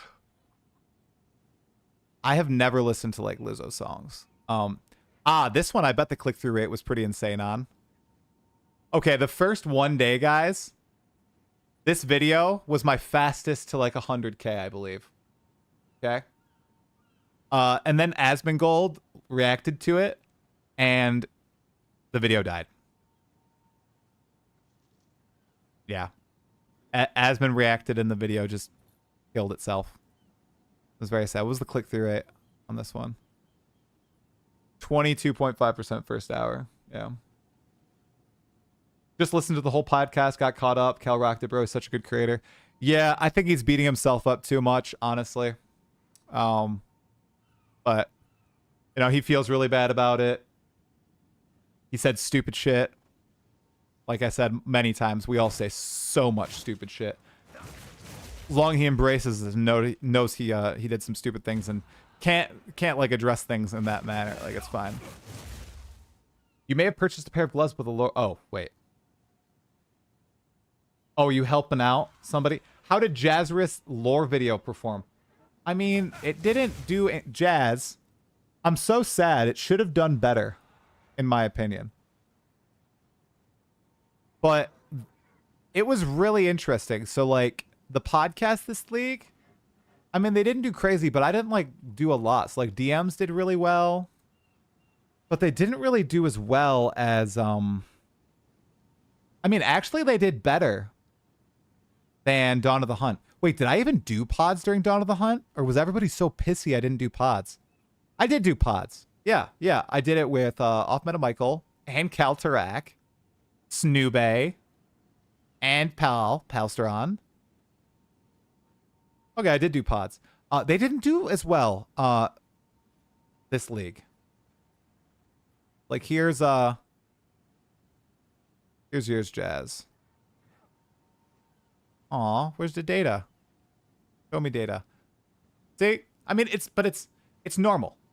4.7%, you know. But, like, I bet if you look at their retention, you will see that when Jazz went wild, it was the biggest spike. Let's see. Like, where's the Etzeri? Where's... right there. You can look at There's a little spike there. There's a tiny spike right up there where he's talking about the ridiculous lore theory, which is great. But I mean it's pretty similar. I just don't know if I just feel like maybe my videos just didn't do as well this league as before. You had never heard of you till a certain Atziri clip. Well, hell yeah. Good. Let's see. I also made it a clip. Have you seen this clip? Have you seen this clip, Connor? No idea if you've seen this clip. Some of my viewers were really pissed with that pod, by the way, Jazarus. Sé que my boss is really cool, the one with the sword. Awesome fight, I love it. But to fight with him, I have to do a bunch of work. Like, there are layers of soaking before getting to do the cool thing. It is like here, you have Sydney Sweeney or Scarlett Johansson. You can fuck her, but first you have to soak 4 dicks. No, brother, no, dude. Oh, man. Okay, that is. Play it again in case it wasn't loud enough. Sé que my boss is really cool, the one with the sword. Awesome fight, I love it. But to fight with him, I have to do a bunch of work. Like, there are layers of soaking before getting to do the cool thing. It is like here, you have Sydney Sweeney or Scarlett Johansson. You can fuck her, but first you have to soak 4 dicks. No, brother, no, dude. And you started lagging immediately after that, bro. It was pretty funny. Oh, that was an amazing rant. Yeah, it was absolutely killing it. Yeah, I love the Atziri clip as well. I think the clip did pretty well, like 17. It was one of the biggest of the patch. Yeah, that was a fun little look at the data, you guys. Okay. What was I doing? Ritual precursor tablet. All right, 18 uses. How can I do that? Item quality, normal. Can I do like uses remaining? No. Is it a field here? Maybe? Endgame filters. Nope. Nope. Come on. The Twitch clip maker is actually really good for converting to vertical. I didn't realize that till I made my first show for you. Because dude, Connor, it is so good. It's incredible. I didn't realize how good it was either.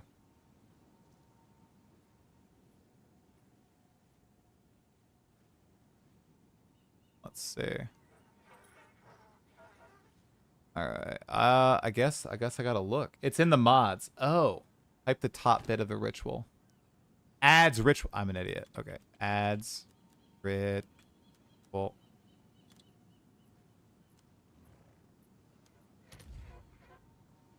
$38 chaos orbs, 47 chaos orbs, 48 chaos orbs. Okay. 50. Okay, what's the div equivalent, guys? 69, 70. That's obviously too high. So what, 3 divine orbs? 2.8 divine orbs? Exile again made 2 shorts of mine this patch that both did like 100,000 views, so I figured I might as well start making some. Yeah, dude, it's not that much work. As long as you have like a moderator, or if you write down the time at which you should grab the clip, you're golden. You can also, I don't know if you have do you use OBS? I guess you can use OBS, or you could use if you use Streamlabs too, to turn on replay buffer, and you just have it set to some hotkey. And you can make like a 60-second, like just denote where in to look for it, essentially. Like make a little, what is it, marker. You can easily go back and get it. What are those menus? This is the trade menu in game. 22 chaos to a div last I checked. Wow. What, so it looks like the going price is actually 50 or so?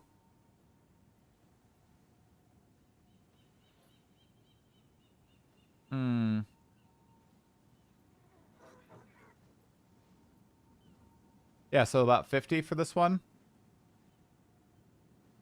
Maybe 49. Looks like people are driving them down. Maybe I'll list it for 45. What's new? Because I mean, honestly, I'm not playing that much. So if I get 45. I'm sure someone will want that. Oh, hey, King Turnus. We have Twitch staff in here. Wow. Yeah, the clip features have been really rocking it, man. I've actually been using it. Oh, you play SSF. That's why you don't know the menu. Okay, so these. So we'll probably just price these at 20. I want them to get them sold. So 22 chaos. To sell it for you. We'll do 30 chaos, and we'll do 25 chaos. We'll see what happens. All right, and then the grand project. Let's see. Can't be white. Oh, wow. Okay. Really? 18? 18? Is that what it really is? Sometimes I do hate that I have to do the scrolly thing. Okay, it does seem to be 18. Yes, All right. So just under a div. I'm sure someone will want that. All right. So we're about to make a lot of currency. And by the way, I have 3 divine orbs in my stash, guys, and my gear is worth quite a bit, okay? I'm actually pretty powerful this league. I know people won't believe it because I've only played 90 hours. Sorry, 81 hours. But I'm pretty powerful. Since you're in the chat, Connor, I'm starting to set up my guest list. I know for 0.4, and if I end up playing 3.27 for PoE1, I know I'm not like I'm not the greatest PoE1 player, but would you be willing to come on the pod for 3.27? I don't have any guests set up for 3.27, because I don't know if I'm gonna play it or not. Like last time, I bounced pretty freaking fast. So if I'm not playing it, I don't want to do a podcast on it because I'm going to sound absolutely ridiculous. Let's see. Hell yeah. Oh, very cool. Good, good. Oh, no. One man. I almost called you 1 minute. Connor, it would probably be like 2 weeks into the league. Not league start. Because I played 4 hours of last league. So. I am definitely going to need a little bit more time. Naysayer XX? What do you mean? I got to get back into PoE1. Like, I'm going to probably be pretty rusty on a lot of the systems. Oh, hell yeah. Yeah, if they have this schedule kicking it, like, literally every 2 months, Path of Exile stuff, I'm really curious about the quality of 326 or 327 and then 04 after to see if they can maintain a decent level of quality. Yeah, I've been sitting in my hideout looking at data for a while now, guys. What are we going to do? What is it, 10:56? How long have we been going? Maybe I'll do one map for the heck of it. Do a T16, show you guys how weak I am. Can you guys believe this? Three citadels, you guys. 3 citadels. Like, if you go back, I mean, it's insane. How only 3 citadels? I really don't like... I know nobody's listening from GGG, but GGG! Don't do this. I don't want to have to buy Arbiter crap to fight the Arbiter. I want to fight the Arbiter. I would love it to be like Shaper in PoE1, like Aberoth in Last Epoch. None of the Diablo 4 bosses count. I don't want to have to buy the currency. I want to be able to find it myself, kill those bosses, and fight the pinnacle. That is really what I love doing in this game, and I'm so locked out of it, unlike in Path of Exile 1. It is just terrible. What are they going for? If I go like div. I mean, yeah, that's freaking 220 Okay, 2 of them for 1 div. I guess that's not terrible. I thought it was 2 div for 1, and I was like, jeez, man. I found only 3 my first yesterday. Yeah, dude. I just feel like you should be finding a lot more. If you're like, if you've played, okay, I've played what? 81 hours. I've played like 40 at endgame. And I've only found those 3 citadels, and I haven't found any beyond those 3. And I went far away, and then I pathed right. I also pathed left, down a little bit, haven't found them. What? 20 to Are you doing Koran Project? Is that what you're doing? Before the 66? All right, bro. All right, bro. Okay. All right. What boss is this? I don't even know what boss. The Assembly. Okay, guys, we're going to do a T16. You're going to watch me die. Wait, what do you mean? Oh, it only has 5 mods. Run faster, smack harder. Well, you got to have a powerful build for that, Connor. And I honestly don't have one. I'm probably going to die. What's the map boss of the Assembly? Oh, it's the serpent guy. 1 sec. I have to turn on uber strict filter. All right, guys. Self-made monk build. You're about to see how powerful it is. I'm pretty proud of myself for making this.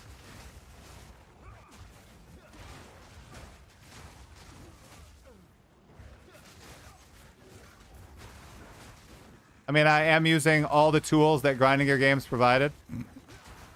But I don't think I'm doing anything too unique. And I'm probably going to die.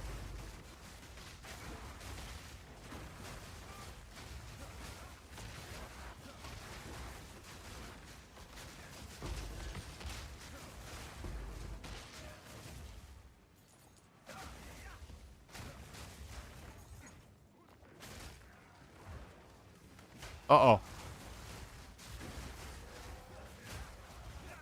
Probably going to die to some on-death effect.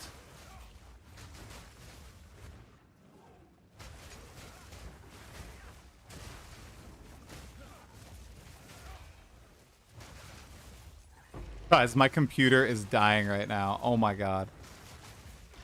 The fans are going absolutely insane.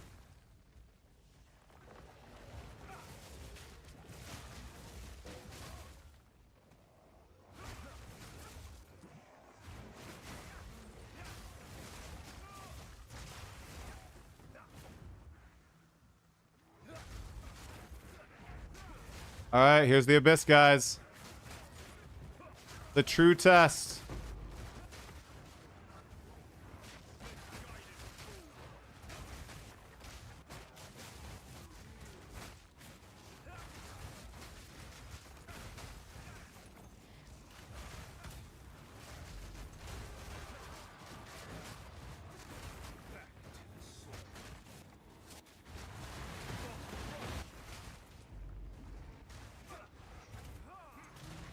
Oh my gosh, I almost couldn't jump over that little fissure.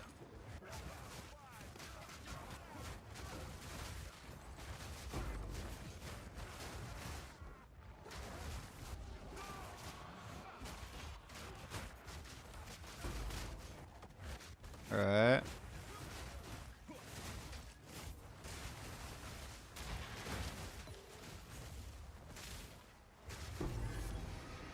Oh, almost died too. Do you guys see that? I didn't even see the degen. It almost took me out.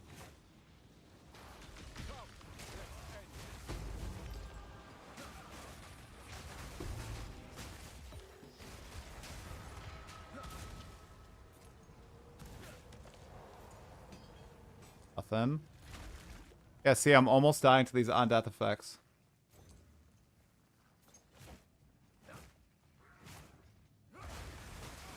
Yeah, it's the screen shake, dude. People hate that I use screen shake, but it makes them feel chunkier, man. It really helps with the feeling. A lot of people say it gives them motion sickness, but I've never had that problem. I can't wait until you guys see the Z DPS that my build does against bosses. Like, I'm actually gonna have to fight this boss coming up.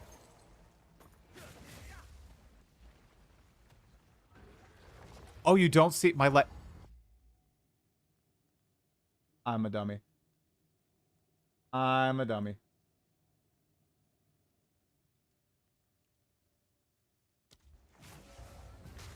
Yep, Gardisto, I was showing proof of life on my mapping content. So here you go.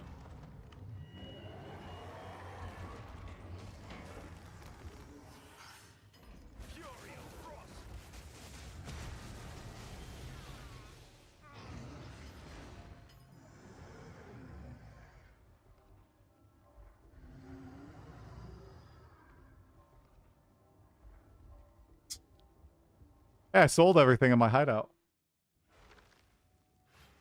Oh my god. How did I die? I gotta pay attention, guys. I gotta actually watch the mechanics. I just got one shot.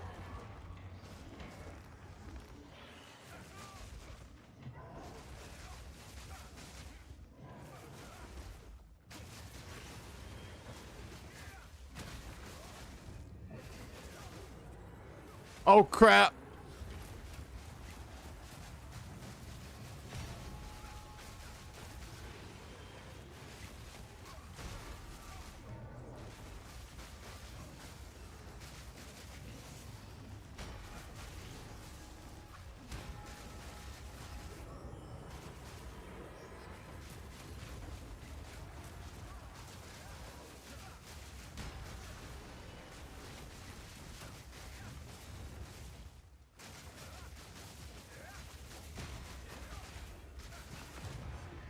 You guys thought I was gonna die.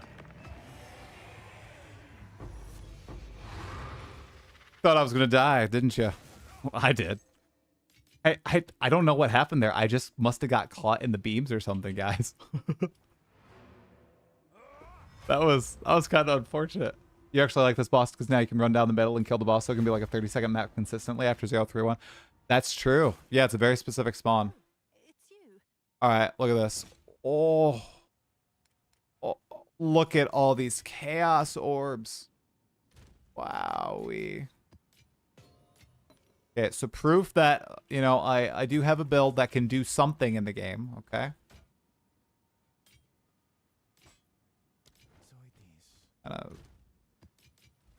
Needed a better tab. I want recap on death. Okay. You're a real G, my friend. Well played. Thank you, okay looking guy.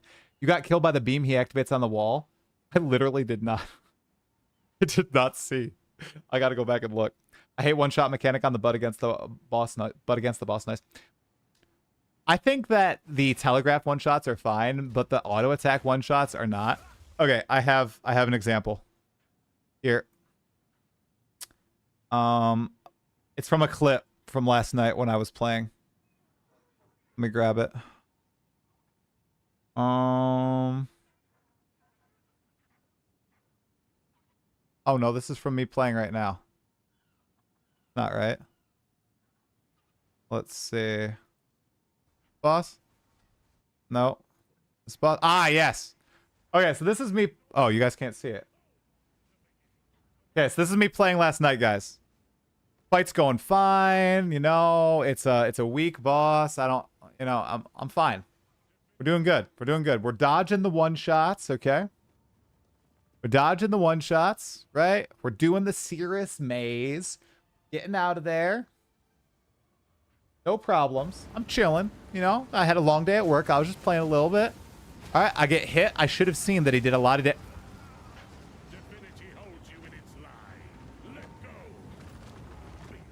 Watch what I do, guys.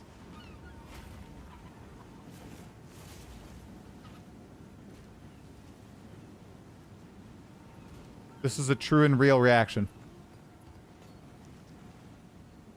This was like I'm quitting the league moment right here.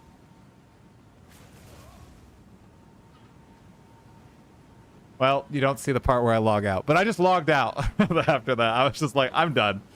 So, yeah. Well, it's just an auto attack that takes me out. I hate it. It did like 3,000 damage with a basic auto attack. That's some crazy stuff. He also goes invulnerable, quite a ridiculous amount. So you don't know any boss mechanics and you don't intend to change that. Connor, is the clip that went viral of you just like tanking boss mechanics and dying, is that the one that went viral? I'm guessing that's what it was. Was it the Crowbell? I think I saw the Crowbell one. Where you're like trying to kill the Crowbell with what is it? Perfect Strike or something? No, you weren't dying. It wasn't dying because you weren't able to hit it. I think that's what the clip was. It was stunning you. Yes. It kept like just auto attacking you. That's the clip. Yes. Yes. In a temp chains map. Dude, don't get me started on temp chains and shield ground, man. Oh my goodness. That boss could not kill me. Nope, but it will annoy the hell out of you, won't it, man? All right, you guys. Tonight has been super fun, you guys. I very much appreciate you watching both me and Kal chat. Thanks, Connor, for talking a little bit too. If I pop into 3.27, let's get something scheduled. If not, then we can play. We can plan on doing it for 0.4. I'm gonna throw you guys on over to Lapa or Lapav. I actually don't know how to pronounce his name, but he rated me the other day. He's got 8 viewers right now. He's playing some Path of Exile 2. Looks like he's in end game. I don't know what build he's playing, but it doesn't look too fast. So, okay, it is Stormwave. Stormwave. Definitely Stormwave on Hardcore Solo Self-Found. Go give him some love, you guys. Thank you so much for tuning in on Twitch, on YouTube. Love you guys. It's been a great stream. Thursday, I will be streaming early, and I will be live reacting to Path of Exile 1 3.27, that reveal. It's going to be hype. I don't know if I'm going to stream the actual game. I might be doing that in private, but we'll watch the reveal together. We'll have some fun, okay, you guys? Make sure to like, follow, subscribe, all that jazz, and I will see you on Thursday for the big stream. Have a good night, you guys. See ya. Bye-bye. I looked at chat for 1 second. Right. Bye, YouTube. Bye, YouTube. See ya, YouTube. We're out of here. Good night.